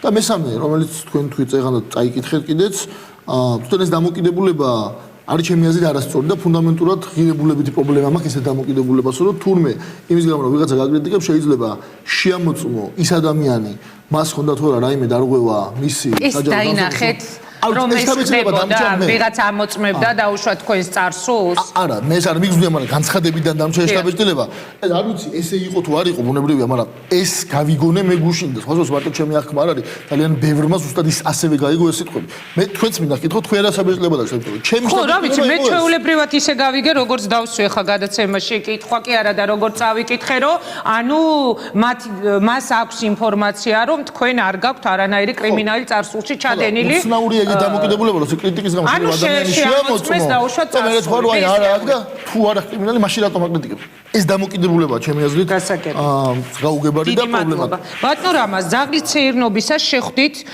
ოცნების ბიძინა ივანიშვილის ყოფილ რამოდენიმე მხარდამჭერს და ამის მიხედვით მიიღეთ დასკვნა თქვენთვის რომ ოცნების რეიტინგი ვარდება რა სიტყვით აი ამ განცხადებაზე პრემიერის თქვენი რეაქცია როგორი იყო იმ შეხვედრაზე ჯერ ერთი კეთილი იყოს ჩემი ფეხით დიდი მადლობა სტუდიაში იმ შეხვედრაზე რომელიც სერგი მახსენა ძაღლმა გარკვეული დახმარება გაგვიწია ანუ საკმაოდ დაძაბული სიტუაცია იყო და მე არ ვიცი რა რეაქცია მოყვებოდა შემდეგ უკვე იმ ექსპერტების მხრიდან შენიშვნებს, რომლებიც მხრიდან ეს შენიშვნები უსამართლო. და ჰაერში ეკიდა დაძაბულობა. ამიტომ გადავწყვიტე ძაღლით შემოსეირნება, რომ ცოტა გამოხტვა და მე სულ თუ ატყობდა მაყურებელი ვცდილობდი სიტუაციის გამოხტვას. იმისთვის რომ გადამერჩინა თვითონ პრემიერი იმ უხერხულობისგან, ჩარლისთან ერთად მოგზაურობა ძაღლთან ერთად სტეინბერგში. თან რა ლიტერატურული ძაღლი მყავს მონმორანსი რომ გადამერჩინა თვითონ პრემიერი იმ ხერხულობისგან რაც შეიძლება შექმნა. გადაარჩინეთ იმ ხერხულობას. მე ვთვლი რომ იმ დღეს გადავარჩინე. მაგრამ ასევე ეხლა რატო უსვამ ამას ხას? თქვენ გადაცემას ქვია დიდი პოლიტიკა. დიახ. არის დიდი პოლიტიკა ამ ქვეყანაზე, ესე იგი არის პატარა პოლიტიკაც. ადამიანები, რომლებმაც დიდ პოლიტიკაში ღვაწლი გაწიეს და დამსახურება დიდი პოლიტიკის დონეზე აქვთ, იმათ პატარა პოლიტიკაში ცნობებში წესთუნა უშველო. და მე ვთვლი, რომ ბიძინა ივანიშვილი დიდი პოლიტიკაში დიდი ღვაწლის მქონეა. მიუხედავად იმისა, რომ არც ერთ მის თუ გახსოვთ პირველი წერილიც რომ გააკეთა ჩემთან კამათობდა მოსტონს ეტყობა, მაგრამ არც მაშინ სერიოზული რეაქცია არა იმიტომ რომ ფიგურა არა სერიოზული, უბრალოდ ეს პატარა პოლიტიკის საქმე უკვე ასეთი რამ და არ ღირს ამ კაცთან პატარა პოლიტიკის დონეზე კამათი, როცა მას დიდ პოლიტიკაში დიდი დამსახურება გააჩნია. კი ბატონო, დატო, როდესაც უყურებთ ხოლმე, ალბათ ნანახი გაქვთ ხო ექსპერტებთან შეხვედრა, ჟურნალისტებთან შეხვედრა, ზოგადად მისი დამოკიდებულება, მისი შეფასებები, აი ბატონი სერგი ამბობს, რომ კრიტიკის ვერ მიიღება, აი თქვენეული აღქმა როგორია? მე ძალიან მაინტერესებს თქვენი შეფასებები, იმიტომ რომ თქვენ მუდმივად იდექით მის გვერდი წინა საარჩევნო პერიოდში. მოგესალმებით. გილოცავთ ახალ სტუდიას. დიდი მადლობა. რაც შეეხება თქვენს შეკითხვას, ვნახე მე სრულად შეიძლება ვერ ვნახე, მაგრამ ფრაგმენტები ვნახე ექსპერტებთან შეხვედრისას და ჟურნალისტებთან შეხვედრის ფრაგმენტებიც ვნახე პრემიერის. რა არის იცით, აი მოდით აი მე შევეცდები ყოველ შემთხვევაში, რომ ცოტა უფრო რაღაც შევხედო უფრო დროში და სივრცეში ამ ყველაფერს. რას გულისხმობ, იცით რომ აი ეს ბოლო 20 წელიწადია საქართველოში ვითარდება მოვლენები და ყველა თითქმის რაც მახსენდება იყო პოლიტიკოსები დროის კონიუნქტურას უწევდნენ ძალიან დიდ ანგარიშს. მე ვფიქრობ, რომ ბატონ ივანიშვილი არ უწევს დროის კონიუნქტურას ანგარიშს. ეხლა ეს ცუდია თუ კარგია, ამ კრიტერიუმებით ვერ მიუდგები ამას. ეს კატეგორიები უბრალოდ არ მუშაობს, აქ ცუდია თუ კარგია, ეს არის მოცემულობა. მე ვაფასებ ამას. ეს არის გულწრფელი. ექსპერტებთანაც, ჟურნალისტებთანაც მე დავენახე, რომ ის არ უწევდა ამ კონიუნქტურას ანგარიშს. ის იყო გულწრფელი, რასაც ფიქრობდა ამბობდა. ამას ამ თვისებას მოკლებული იყო ბოლო 20 წლიანი პოლიტიკა ჩემის აზრით.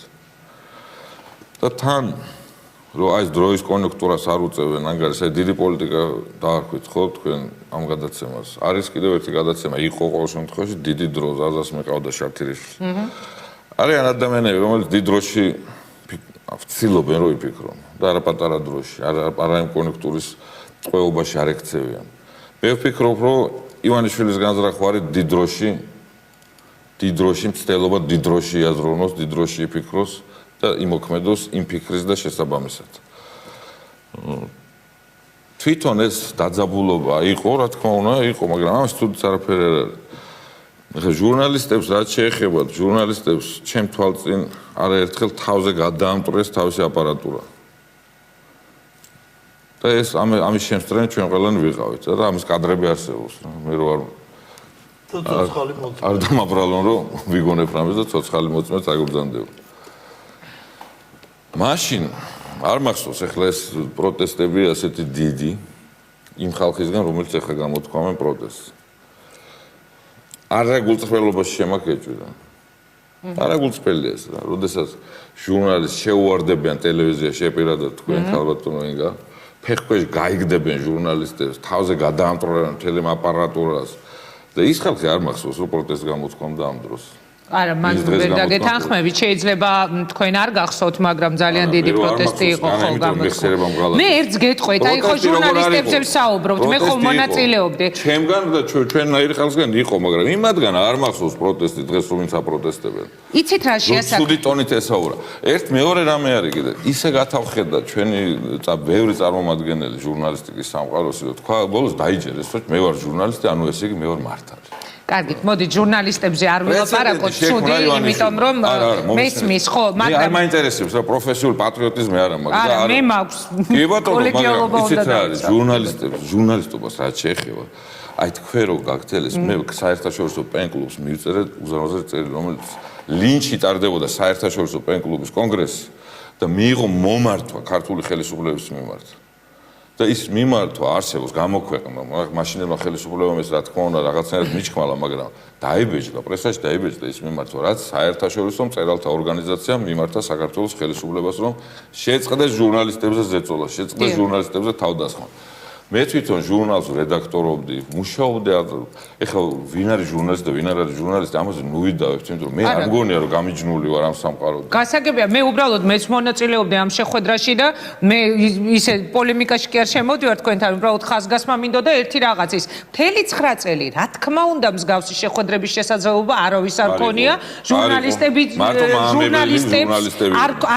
არავის არ ქონია, თუ არა დაუშვა წინასწარ გავლენის საკითხები და რაღაცა ძალიან იშვიათი შეხვედრები, ძალიან იშვიათი და ეს უნდა ვთქვა ხაზგასმით, რომ ეს იყო მართლა რაღაცა უჩვეულო, ახალი, არავის არ მოუთხოვია იქ წინასწარ კითხვების შეთანხმება, მაგრამ ტონი რა ტონშიც იყო შემდეგ საუბარი, ბატონი სერგი ამბობდა, რომ აი კრიტიკის ვერ მიღებაო, ანუ იქ მე რაღაცეებს ისეთ წავაწყდით, რომ ეს ჩემი მხრიდან ვამბობ, მე არ მინდა ეხა ჟურნალისტების შეხვედრაზე რომ ვილაპარაკო. ჟურნალისტები ხშირად მიგრძნიან რომ შეუულებრივად შეუძლიათ რომ ძალიან ისეთი არაფერი წარმოე არ შეუტოგდებათ დაგასხან თავსლაფი 1000 რამ დაგწამონ დაგაბრალონ და ეს მიაჩნიათ რომ ეს არის ჟურნალისტიკის შემადგენელი ნაწილი. რა ითხოვა ბოლოს და ბოლოს ივანიშვილმა? არგუმენტირებული კრიტიკა. კი ბატონო, მესმის არგუმენტირებულ კრიტიკას რაც შეეხება, თუმცა არგუმენტირებული კრიტიკა იქ როდესაც წავიდა ინფორმაცია შემოუტანეს სრულიად ტყუილი. მე მინდა რომ არ იყო ტყუილი. არა ეხა აქ არ ვიდაოთ იგივეზე. არასწორი ინფორმაცია იყო, მას არ ქონდა ინფორმაცია, იყო სულ სხვა სოფელზე ლაპარაკი, ეგონა რომ მისი მინისტრები იყვნენ სულ სხვა სოფელში, აღარ ვიდაოთ, ეს ძალიან ძველი თემა. მე შემიძლია დავიცვა ეს პოზიცია რა. მე შეიძლება, რა თქმა უნდა. იმიტომ რომ იქ სოფლებზე არ იყო, ტენდენციაზე იყო საუბარი. არა, იქ იყო სოფლებზე ლაპარაკი, სადაც მავთუხლათებმა გადმოიწია და ერთი სოფელი, რომელზეც პრემიერს მიაწოდეს ინფორმაცია, არის გორის რაიონში და მეორე არის ქარელის რაიონში. ან ტკივილით არ დაინტერესებულა მთავრობის არც ერთი წევრი აი ამ პრობლემით. აი ეს იყო არასწორი. კი ბატონო, მესმის, თუმცა კიდე ერთხელ ვამბობ, რომ ფორმატი, შეხვედრის ფორმატი იყო ძალიან საინტერესო ჩემთვის პირადად. ბატონო სერგი, როდესაც თქვენ ამბობთ, რომ აი კრიტიკასთან დაკავშირებული პრობლემები როგორ ფიქრობთ აქედან გამომდინარე არის იმის შანსი რომ ივანიშვილი როდესაც იგი წავა პრემიერ-მინისტრობიდან ისევე აქტიურად ჩაერიოს ამ მთავრობის მართვაში თუ იგი უბრალოდ ნელ-ნელა წავა სამოქალაქო საზოგადოებაში და როგორც ხშირად მისი ოპონენტები ამბობენ ხოლმე მას უბრალოდ აღარ უნდა პოლიტიკაში ყოფნაო და ჩამოშორდება თქვენ როგორ უყურებთ მის წასვლა არ წასვლის საკითხს ძალიან ძნელი სათქმელია იმიტომ რომ ამაზე თვითონ ისაუბრა პრემიერ-მინისტრმა და მე მგონი ასე თუ ისე გასცა პასუხი მათ შორის იმ შეხვედრაზე რომელზეც აი ბატონ ამასთან ერთად ვიყავით თორსტები ალიკა რონდელის ბატონი ალიკას კითხვა იყო ამასთან დაკავშირებით და ძალიან ღიად თქვა რომ ის აპირებს რომ წავიდეს პოლიტიკიდან მაგრამ შეინარჩუნოს გავლენა მომდევნო შეხვედრაზე ჟურნალისტებთან ეს თემა კიდევ უფრო განავრცო გავლენის როლზე ისაუბრა ხო მაგრამ აი როგორ უყურებთ თქვენ სამოქალაქო სექტორში წასული ადამიანის გავლენის შენარჩუნების მაგას ვამბობ ზუსტად ანუ მან ამაზე უკვე გასცა პასუხი რომ მას ის შეიძლება რომ შეინარჩუნოს გავლენა. მე გეტყვით გულწრფელად, მე მიმაჩნია რომ ოდესაც ადამიანს ირჩევენ ხელისუფლებაში მოსასვლელად, ის უნდა დარჩეს მანამ სანამ მას აქვს მანდატი. ანუ მიმაჩნია რომ არც ამის გახანგრძლივება არის არაკონსტიტუციური გზებით სწორი და არც ამის რა თქმა უნდა გახანგრძლივება უარესი პრობლემაა ბუნებრივია, მაგრამ არც ამის შემცირება არის სწორი, იმიტომ რომ ხალხმა მისცა მხარდაჭერა ბიძინა ივანიშვილს და მის პარტიას, იმ კოალიციას მის გარშემო ჩემი აზრით არ არის ბოლომდე მართებული მის წასვლა. მაგრამ ეს კიდევ ჩემი აზრით ეს მისი გადასაწყვეტია ნებისმიერ ადამიანს შეუძლია რომ მოიქცეს ნებისმიერ პოლიტიკოს. აქ პრობლემა იმაშია რომ წასვლის მერე გავლენის შენარჩუნება მე მგონია რომ იწევს არაფორმალური მართლობის ან კონტროლის რაღაც რეჟიმის შემოსვლას, რომელიც ჩემი აზრით მე მაგას არ მაქვს წარმოდგენილი, როგორ შეიძლება იყოს ეს პოზიტიური. აი, რა კონფიგურაციაში არის არაფორმალური გავლენა, ან არაფორმალური კონტროლი პოზიტიური ქვეყნისთვის. იმიტომ რომ გადაწყვეტილებების მიღწევად არსებობა სახელმწიფო ინსტიტუტები. ავად კარგად ბოლო 9 წელი როგორ იყო, იმის წინ როგორ იყო, ახლა ამას მე დავანებოთ თავი. გადაწყვეტილებები მიიღება ამ სახელმწიფო ინსტიტუტების მიერ. ესეა განსაზღვრული კონსტიტუციით. გვერდითი გავლენა რაიმე ტიპის კონტროლი ან ჩარევა როგორც წესი და ჩვენ სისტემაში განსაკუთრებით აბსოლუტურად არ არის გათვალისწინებული, ხო? როგორ ხდება ეს? თუ ჩარევა მოხდება, კიდევ ერთხელ ჩარევაში არ გულისხმობ მაინც და მაინც ნეგატიურ ჩარევა. და შეიძლება პოზიტიური ჩარევა იყოს. ამაზეც იყო დისკუსია იქ, რომ რატო გონიათ რომ ჩარევა იქნება. მე ვამბობ ზოგადად ჩარევის ფენომენზე, ან კონტროლის, ან გავლენის მოხდენის ფენომენზე. პრობლემა იმაშია, რომ ასეთ შემთხვევაში აი ამ ფორმალურ სახელმწიფო ინსტიტუტებს ჩემი აზრით დადგება ძალიან დიდი ჩიტილი და ეს იწვევს საბოლოო ჯამში გადაწყვეტილების მიღების პროცესის შეფერხებას, დეგრადაციას და ასე შემდეგ.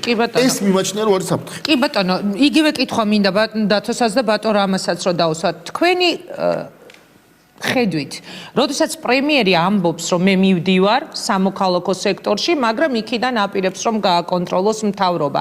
აი, ამაზე რა სიტყვით? რა შეფასებას გააკეთებთ? როგორ წარმოგიდგენიათ, რომ სამოქალაქო სექტორში მყოფმა ადამიანმა, რომელმაც როგორც ბატონმა დათომ თქვა, ისტორიული როლი შეასრულა და ძალიან მნიშვნელოვანი როლი მართლა შეასრულა ამ ქვეყნის პოლიტიკურ ცხოვრებაში, მაგრამ წავიდეს და უკვე არა როგორც უფლებამოსილი პირი, ისევ აკონტროლებდეს მთავრობას.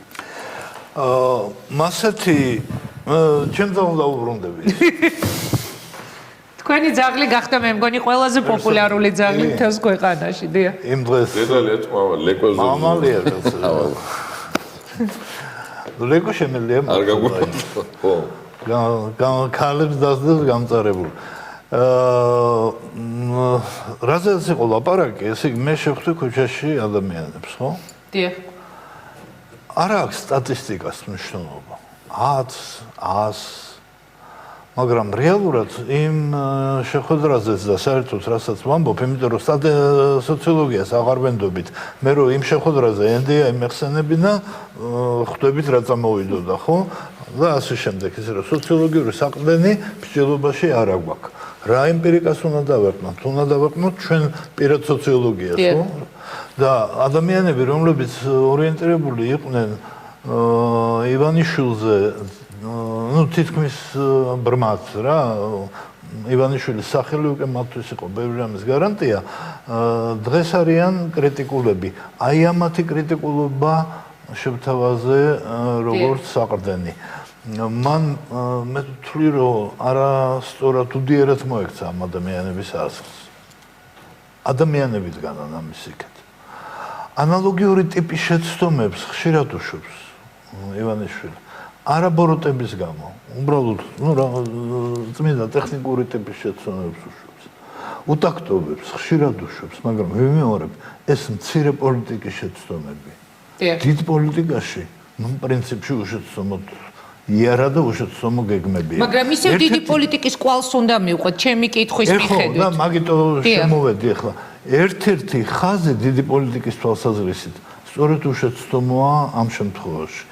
როდესაც მან დაინახა, რომ ეს მისი მუზის სფერო არ არის და ის არ გზნობს კომფორტულად ამ სავარძელში თავს, ის გადის თამაშიდან და მიუხედავად იმისა, რომ უდავოდ სწორია, რომ კონსტიტუციის ბადა უნდა ამოიწუროს, აი ამ აღმოჩენის შედეგად და წინასწარ მან ეს ნამდვილად არ იცოდა, ამ აღმოჩენის შედეგად, რომ ეს მისი საქმე არ არის ის, რომ მიდის, ეს ისევ დიდი პოლიტიკის ნაბიჯია და დიდი პოლიტიკოსის ნაბიჯია.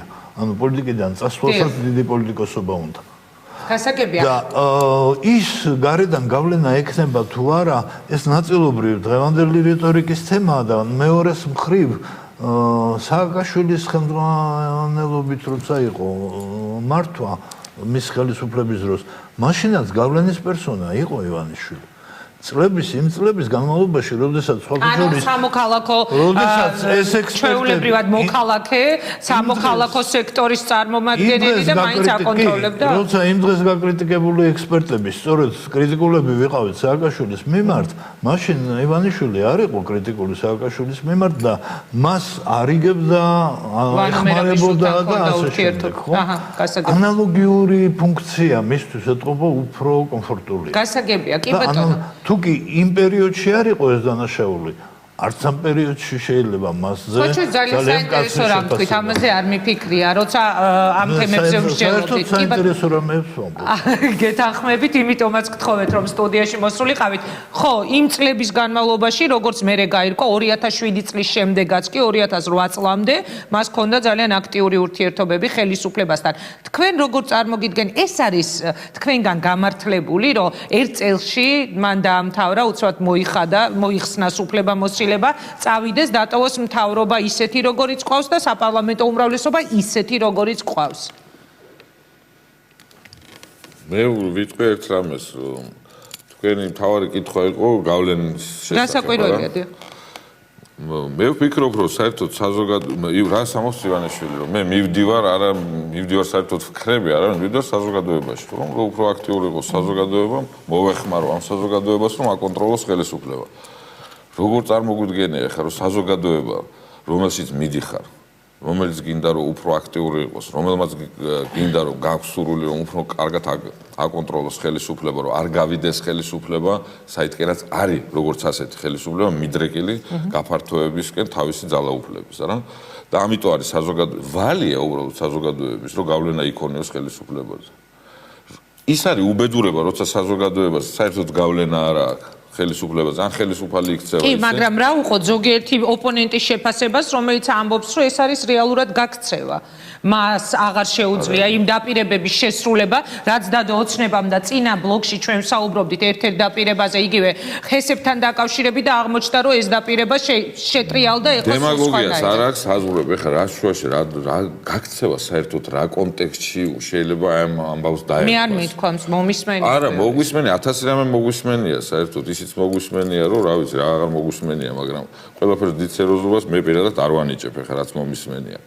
რაც შეეხება ჰესებს, ეხლა მე არ მინდოდა ამ თემაზე საერთოდ არ მოვსულა სასაუბრო, მაგრამ ერთ არც გეკითხებით, დიახ.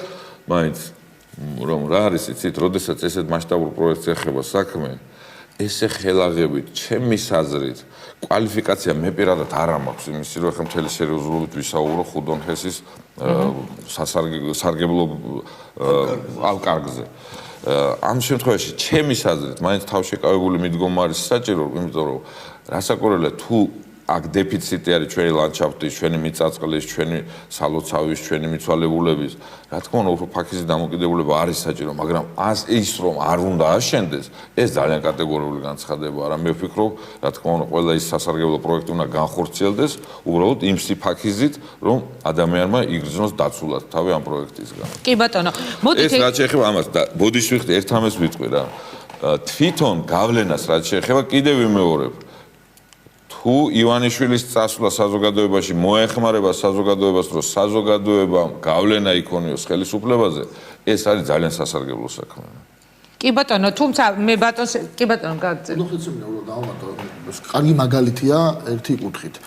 აი, როგორც არ უნდა განვითარდეს მოვლენები და გადაწყდეს ხუთოხისთან დაკავშირებით, საბოლოო ჯამში ეს არის მტკივნეული გადაწყვეტილება, რომელიც იქნება მისაღები. ნებისმიერ შემთხვევაში კი ძალიან მძიმე დღეები ელის ხელისუფლებას. ენერგეტიკის მინისტრს კახი კალაძეს თუ პრემიერ-მინისტრს სხვას ბევრი, ასე ვთქვათ, ღამის გათენება მოუწევს და სწორად გადაწყვიტონ ეს საკითხი. არც ერთი გამოსავალი აქედან არ არის უმტკივნეულო, იმიტომ რომ ერთ შემთხვევაში შეიძლება მართლაც დიდი ეკონომიკური ზარალი ნახოს, ან მოგება ვერ ნახოს ქვეყანა, მეორე შემთხვევაში კონკრეტული ადამიანები ზარალდებიან. მაგრამ კითხვა არის პასუხისმგებლობა. აი ეგ არის ტესტი. ანუ, როცა ხელისუფლება არის არჩეული, ის იღებს გადაწყვეტილებას პასუხისმგებლობიდან გამომდინარე და ანუ აანალიზებს და იცის რომ მოიქცევა ასე იქნება ესეთი ტიპის პასუხისმგებლობა, მოიქცევა ისე იქნება სხვა ტიპის პასუხისმგებლობა.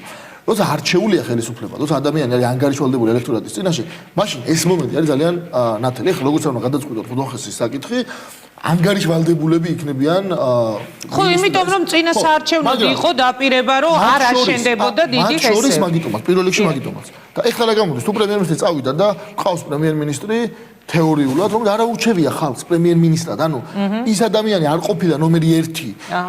კიდევ ერთხელ მე ხა თეორიულად ვსჯელობ, შეიძლება ისეთი ადამიანი იყოს პრემიერ-მინისტრი, რომელიც თქვა სიაში იყო ნომერი 1 და რაღაც პოლიტიკური გავლენა აქვს და უფრო მისაღებია თქვა ივანიშვილის მერე საზოგადოებისთვის ვიდრე არა, მაგრამ ამ წუთში მარტო ერთმა ადამიანმა იცის ვინ იქნება შემდეგი პრემიერ-მინისტრი. ეს არ არის ჩემი აზრით სწორი ინსტიტუციური მოწყობა ქვეყნის, როდესაც იქნება ახალი პრემიერ-მინისტრი. კიდევ ერთხელ ვამბობ, შანსი იმისა, რომ ეს არ იყოს ადამიანი, რომელიც იქნება არჩეული და მას ჰქონდეს პოპულარული დიდი მანდატი, არის ძალიან არსებობს, ხო? აი, როგორი იქნება პასუხისმგებლობა იმ ადამიანის კონკრეტულ შემთხვევაში? პარლამენტის გავლით, ძალიან საინტერესოა გეთანხმებით. ბატონო რამაზ, თქვენ როგორ ფიქრობთ? აი ხარ აზეთ საუბრობდა ბატონი სერგი. პასუხისმგებლობის თემა, არჩეული, არ არჩეული. თქვენი ის ადამიანები, ვინც ძაღთან სეირნობისას შეხვდნენ, თქვით, რომ ცალსახად იყვნენ ბიძინა ივანიშვილის უპირობო მხარდამჭერები, მაგრამ როდესაც პრემიერი მიდის და გვიტოვებს მემკვიდრეს, თუ შეიძლება ასე რომ დავარქვათ, ხო? მან უნდა გამოაცხადოს, ხო, მან უნდა გამოაცხადოს მისი მემკვიდრე. პირდაპირ, ხო? ანუ ყველა ამბობს მისი მთავრობის გარემოცვა, რომ ჩვენ არ ვიცით ჯერ, ესაა მისი პირადი გადაწყვეტილება. აი აქ პასუხისმგებლობების საკითხი როგორ დადგება? მით უმეტეს, რომ ახლა შეიძლება სერგის საკითხზე შეკამათება, რომ არჩეული პარლამენტია. დიახ. მაგრამ სერგი მიპასუხებდა მაგაზე, რომ ის პარლამენტიც უმრავლესობა აირჩია ფაქტიურად ბიძინა ივანიშვილის არჩეული იქნა ბიძინა ივანიშვილის ხალხი. ამიტომაა ძალიან რთული ფიგურა ამ პროცესში სწორედ ბიძინა ივანიშვილი რა. არატიპიური სიტუაცია გვაქვს ისევ და ისევ, იმიტომ რომ დასავლეთში პარტია გადის არჩევნების შედეგად და უკვე მხარდაჭერა პარტიას აქვს, ის მხარდაჭერა, რომლის აუცილებლობა ასეთ რთულ საკითხებში ყოველთვის დგას. ამიტომ ზოგიერთმა პარტიამ ბრძანა, რომ ხელახალი არჩევნები იქნება უპრიანიო.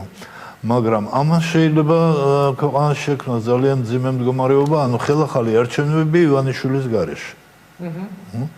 სურათი იქნება იმდენად დაქუცმაცებული, ანუ ხმები იმდენად დაიშლება პარტიებში და იმდენად პოლიმორფული იქნება უკვე თან ისეთ მაღალ რეიტინგული პარტიები, როგორც შეიძლება ყავს. გახმები დაიშლება რა. დაიშლება. თითო ექნება. თითო ექნება, თან ზოგს ზერო ექნება. და მივიღებთ იმ ტიპის პარლამენტს იმელში რო იყო რა, ყველა პარტია რო წარმოდგენილი იყო და გადაწყვეტილების მიღება ძალიან რთული გახდათ. აი ამ კრიზისს და ამას შეიძლება კრიზისი შექმნათ ქვეყანაში. აი იმ ლოგიკით შეიძლება ლოგიკური ხაზი წავიდეს, რომ ხელახალი არჩევნები მოეწყოს, მაგრამ ამავე ხაზით ჩვენ შეიძლება მივიღოთ პრაქტიკულად კრიზისული სიტუაცია ქვეყანაში. კარგი. ეგაა გადასაწყვეტი. კარგი. კრიზისისკენ წავიდეთ თუ არა. ბატონო დათო, ერთი კითხვა მინდა რომ დაგისვათ. აი, როდესაც ჩვენ ვლაპარაკობდით, ისევ მე გუშინდელი ინტერვიუ მინდა გავიხსენო საზოგადოებრივ მაუწყებელზე, რომელიც გავიდა პრემიერ-მინისტრის და დაუშვათ გამოთქმული მისი შეფასებები, რომ სექტანტები არიან იქ რაღაცა არც თუ ისე მცოდნე ექსპერტები და ასე შემდეგ. ეს სიტყვები რომ თავის დროზე ეთქვა მიხეილ სააკაშვილს, აი 9 წლის განმავლობაში, როგორი იქნებოდა თქვენი რეაქცია? მე გამახსენდა, შეიძლება ძალიან უხეშ შედარებას ვაკეთებ, მაგრამ იმდენად ბევრი დღე დაგროვდა ასეთი ტიპის შეფასებები, იმდენი ბევრი მოვისმინეთ, რომ გახსოვთ ჩარეცხილების თემა. როდესაც გამოვიდა ერთ დღეს სააკაშვილი და მან თქვა, რომ ვინ არიან ეგენი, რატო უნდა ველაპარაკო, ეგენი არიან ჩარეცხილები. აი, რაღაცა პარალელი მინდა რომ გაავლოთ. ეს რო ეთქვა სააკაშვილს, რომ სექტანტები არიან. პარალელს, იმიტომ რომ კი ლანძღებოდა სააკაშვილი. ჟურნალისტები, პოსტალიონები, ისინი სექტანტები და ასე შემდეგ. პოსტალიონი რა? არა, ამაზე არ ვიდარდოთ. კარგით, არ ვიკამათოთ უბრალოდ. ჩარეცხილები არის უკვე გაუზრდელი კაცი ნათქვამი რა. უზრდელი კაცი ნათქვამია.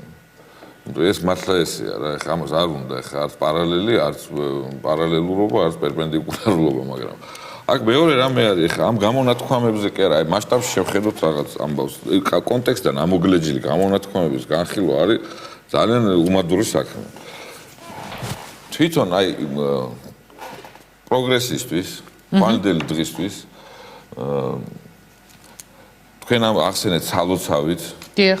რომელიც შეიძლება ტკივნეულ გადაწყვეტილებას ძალიან ტკივნეულ ჩვენ ხომ ყველამ ვიცით რომ ძალიან მძიმე დღეები ელით თუნდაც აი ამ სალოცავის დაშლის და გადატანის გამო. იცით რა, აი ამ დემაგოგი ძალიან მძიმე დღეები ელის საქართველოს. საერთოდ თუ ჩავჭით ჩვენ ამაში რომ იქ სალოცავს ემტერება ხელისუფლება და აი ამაში თუ ჩავჭით იცით რა არის, ბოლოს იქამდე მივალთ, რომ იონე ზოსიმეს ნაწერი აი პირდაპირ მნიშვნელობით გაიგო უმეტესობამ საქართველოში და გონიათ, რომ ქართულად შედგება განკითხვა. მეორე ნაწილს უფრო პროგრესულ ენჯეოშნიკურ ნაწილს, არა პირობითად რო ვთქვათ. არა აქვს მენტალური კონფლიქტი ამასთან, ლინგვისტური კონფლიქტი აქვს. იმად გონიათ, რომ ინგლისურად იქნება განკითხვა და აი ამ დემაგოგიაში ვართ ჩვენ. ეხლა, როდესაც ადამიანები უკვე სერიოზულად ლაპარაკობენ, რომ მე იცით რა გასგულისხმობ, რომ მე ჩემ თავგადასავალში ეს რამეც იყო, რომ ხუდონ ჰესის საწინააღმდეგო ლაშქრობაში მონაწილეობა აქვს მიღებული ბევრი წლების წინ. და იქ იყო ერთი ასაკოვანი პროფესორი, რომელსაც ჩვენ არ მოусმინეთ. რაც არ უნდა ეთქვა, აღარ იყო ის ჩვენთვის მნიშვნელოვანი, იმიტომ რომ ჩვენ გქონდა ჩვენ რაღაც სათქმელი და აღარ უსმენდით იმ ადამიანს და იმან მაშინ ერთი რაღაც მოასწრო და გვითხრა, რომ იცით რა არის, როცა ენერგეტიკული დამოუკიდებლობა არ აქვს ქვეყანას, იმის დამოუკიდებლობა ძალიან მყიფეა. გეთანხმებით, კი. და ჩვენ არ მოусმინეთ რა და რაღაცნაირად იმდენი გადავფარეთ, ისეთ შეძახილებით გადავფარეთ, რომ ის კაცი ისეთ უხალ მდგომარეობაში ჩავაგდეთ. მე რაღაცნაირად ეხლა მწყდება გული, მაშინ შეიძლება ესე ვერ გავიცნობიერე რა პრობლემასთან. შეიძლება მაშინ იყავით ახალგაზრდა უფრო ემოციური და ეხლა სხვები არიან ახალგაზრდები, სხვები არიან ემოციურები და ისინი გადაფარავენ შეიძლება თქვენს მოსაზრებას. არა, მე არ მინდა ეს საუბარი რა, რომ მე ვარ ახალგაზრდა, ანუ ესე იგი მე ვარ მართალი კიდე. არ არის ეგრე. არ არის ეგრე, ის ჰარმონია არის, არაჩვეულებრივი ამე, ღვთაებრივი ჰარმონია, ახალგაზრდის ენერგია, მოხუცის გამოცდილება, ეს ყველაფერი ჰარმონიაში გადადის მერე სიბრძნეში. და ინდივიდი, NGO ძალიან კარგია რომ არსებობს ამდენი არასამთავრობო ორგანიზაცია, რომელსაც უბრალოდ ცოტა ინდივიდი დაეკარგათ რა, ინდივიდს ვეღარ ვხედავ, იცით, რომ ინდივიდს ემდრენ პატივს რა. და მოქალაქე არის მთავარი გმირი სახელმწიფოში. მარკუს ავრელიუსიც კი იმპერატორი ამბობდა რომ მე ვარ იმპერატორი და მოქალაქე, ხას უსვამდა თავის მოქალაქეობას. შეიძლება ეთქვა მარტო იმპერატორი. ამიტომ მოქალაქე არის მთავარი გმირი, სვანეთის მთებში რო ცხოვრობს ისინიც ხო მოქალაქეები არიან, ვისაც მოუწევს დაუშვათ სოფლის დატოვება, საფლავის გადმოტანა, სალოცავის დაშლა და გადმოტანა. ყველანი ერთნაირი მოქალაქეები ვართ, მათ შორის პრემიერ-მინისტრის ჩვენერი მოქალაქეა. და მეც ისეთივე მოქალაქე ვარ თქვენც და სვანეთის მთებში ვინც ცხოვრობს და კახეთის ზურგებში ვინც ცხოვრობს. არსებობს ხვალინდელი დღე, რა ჭირდება, რა გამოწვევები დგას ჩვენ წინაშე ხვალინდელ დღეს. როგორ უნდა ვემსახუროთ აი ეს? კი ბატონო, რაღაცის თქმა გსურდათ ბატონო. აი პროგრესორი იყო საუბარი. ჩემი აზრით პროგრესისთვის დღეს საქართველოში განსაკუთრებით იმის მერე რაც დემოკრატიული არჩევნების შედგა და ხელისუფლება შეიცვალა არჩევნებით. მნიშვნელოვანი არის რომ არსებობდეს სივრცე ჯანსაღი ოპონერებისთვის. ეს არის ძალიან მნიშვნელოვანი. აი ცნობილი აქ ფილოსოფოსების შესახებ იყო საუბარი. ერთ ფრაზა არის დახმარება ხელისუფლების არის ჯანსაღი ოპონერება. ერთ-ერთი ჯანსაღი. კი, ჯანსაღი, სწორედ მაგაზე მოხდა საუბარი. ერთ-ერთი ცნობილი აი ეს ფრაზა არის რომ ყველაფერს გავაკეთებ იმისათვის, ანუ შეიძლება არ დაგეთანხმო, მაგრამ ყველაფერს გავაკეთებ იმისათვის, რომ გქონდეს უფლება რომ გამოთქვა შენი აზრი, არ დამეთანხმო. ეს აბრაამ ლინკოლნის ეკუთვნის მანამდე რა თქმა უნდა ბერნოთ, მაგრამ ცნობილი არის მათ შორის ლინკოლნის ბაგებიდან. ისე თქმა მინდა როდესაც ისმის კრიტიკა კონკრეტული საკითხების არ არის აუცილებელი, რომ ეს კრიტიკოსები იქნან რაღაც ერთ ქვაბში მოხარშული და თქმა რომ აი თქვენ ახლა ხართ ან ჩარეცხილები ან სიბრიყვეს ლაპარაკობთ, ეს იყო ბოლო ფრაზა რომელიც გავიგეთ, ან რაღაც მსგავსი, არ აქვს მნიშვნელობა ვინ ამბობს ამას, სააკაშვილი, ივანიშვილი თუ სხვა ვინმე.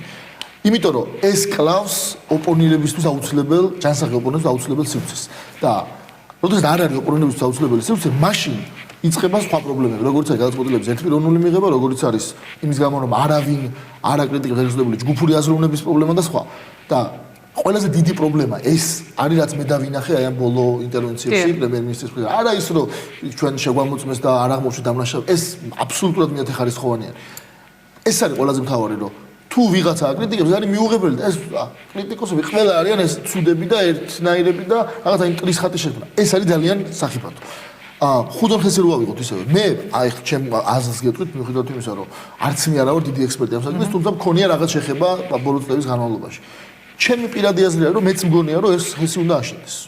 და ამ შემთხვევაში ვეთანხმები აი ბატონ კალაძეს, რომელმაც ძალიან კარგად ჩემი აზრით არგუმენტირებულად ჩამოყალიბა რა არის ამის პლუსები. ოღონდ ის რომ ეს მგონია კი იმას კი არნიშნავს, რომ არ ვიზიარებ და არ ვეთანხმები იმ სხვა ადამიანებს, მათ შორის სვანების და სხვების აბსოლუტურად ლეგიტიმურ არა მაგრამ აუცილებელია რომ გაკრიტიკებული იყოს მთავრობა, მათ შორის არასამთავრობო ორგანიზაციები, მათ შორის იმ მწვანე ორგანიზაციების მიერ, იმიტომ რომ მათ მიიღონ უფრო ისეთი გადაწყვეტილება, რომელიც უფრო მეტ პასუხისმგებლობას მიანიჭებს მათ. წინააღმდეგ შემთხვევაში იქნება ერთპიროვნული, ერთი ადამიანი, ორი ადამიანი გადაწყვეტს და მე არ ექნება არანაირი ანგარიშვალდებულება ხალხის მიმართ.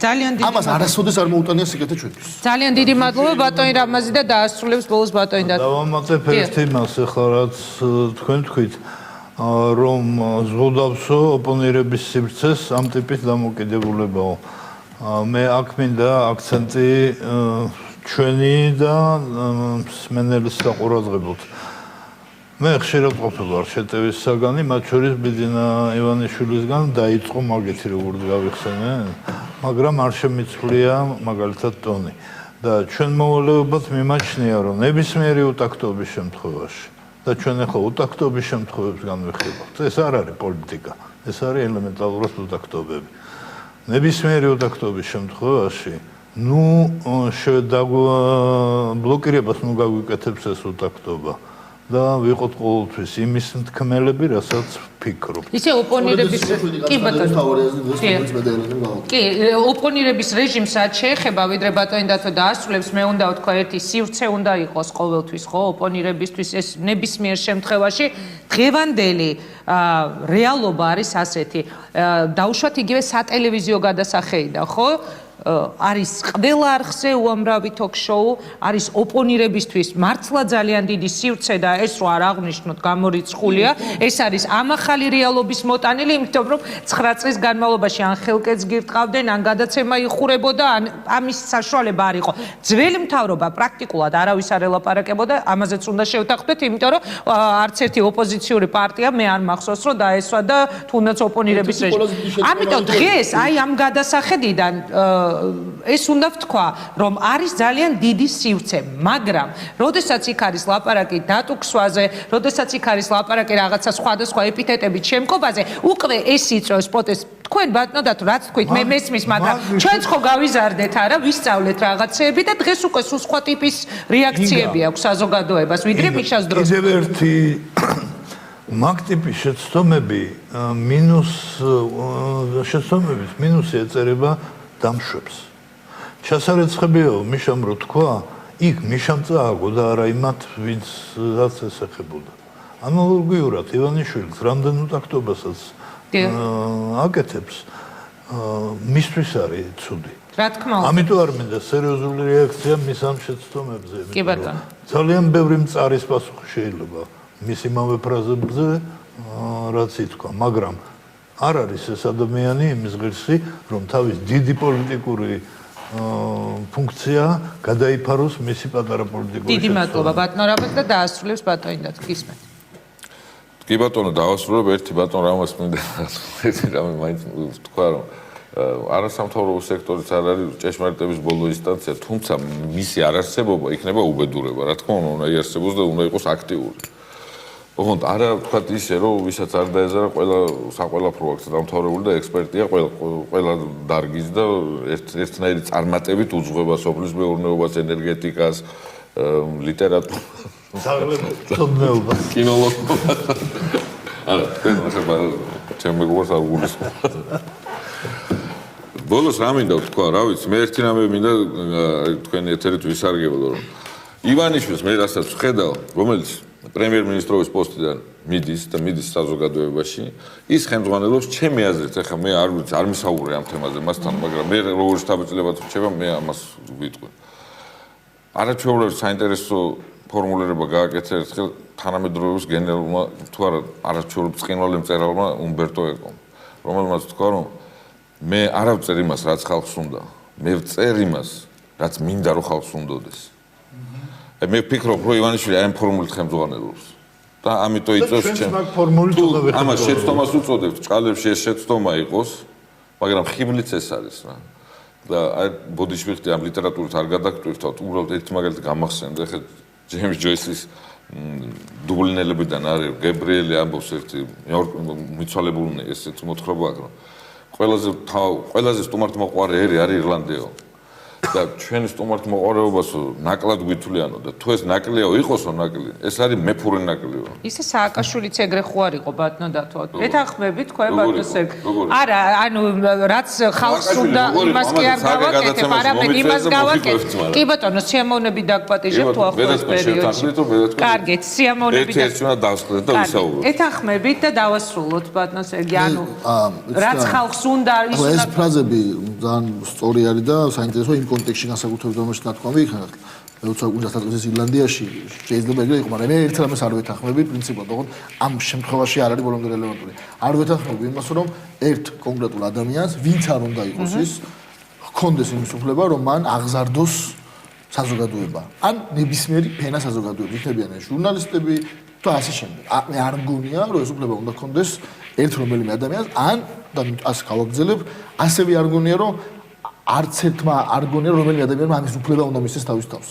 ამის გამომდინარე, არა, მე გეთახმებით რომ ჩინოვნიკს არ უნდა ქონდეს, იაკობ გოგებაშვილი რა თქმა უნდა, ამ შემთხვევაში ვსაუბრობ, როდესაც ერთ ადამიანს აქვს პრეტენზია, რომ მან შეიძლება აღზარდოს სხვადასხვა ფენების საზოგადოების ისე როგორც მას სურს. ეს ჩემთვის არის პრობლემა. ძალიან დიდი მადლობა. მოდი დავასრულებ ამით დღევანდელ გადაცემას. ჩვენ ალბათ ძალიან ბევრჯერ მოგვიწევს ამ თემებზე საუბარი, იმიტომ რომ პრემიერი ყოველ შემთხვევაში წასვლამდე როგორც ჩანს მეტისმეტად აქტიური ფორმით ცდილობს საზოგადოების სხვადასხვა სფეროს წარმომადგენლებს აი ამ ფორმით ეკონტაქტოს პირდაპირ ეთერით გახსნილი შეხვედრით და ალბათ 1-2 ასეთ შეხვედრის მომსწრენი კიდევ გავხდებით. კარგად ბრძანდებოდეთ.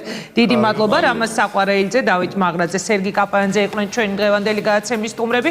ხვალ ზუსტად 20 საათზე ჩვენ ვიქნებით მთავარი თემით პირდაპირ ეთერში და შევეცდებით შემოგთავაზოთ არანაკლებ საინტერესო საკითხები. ნახვამდის.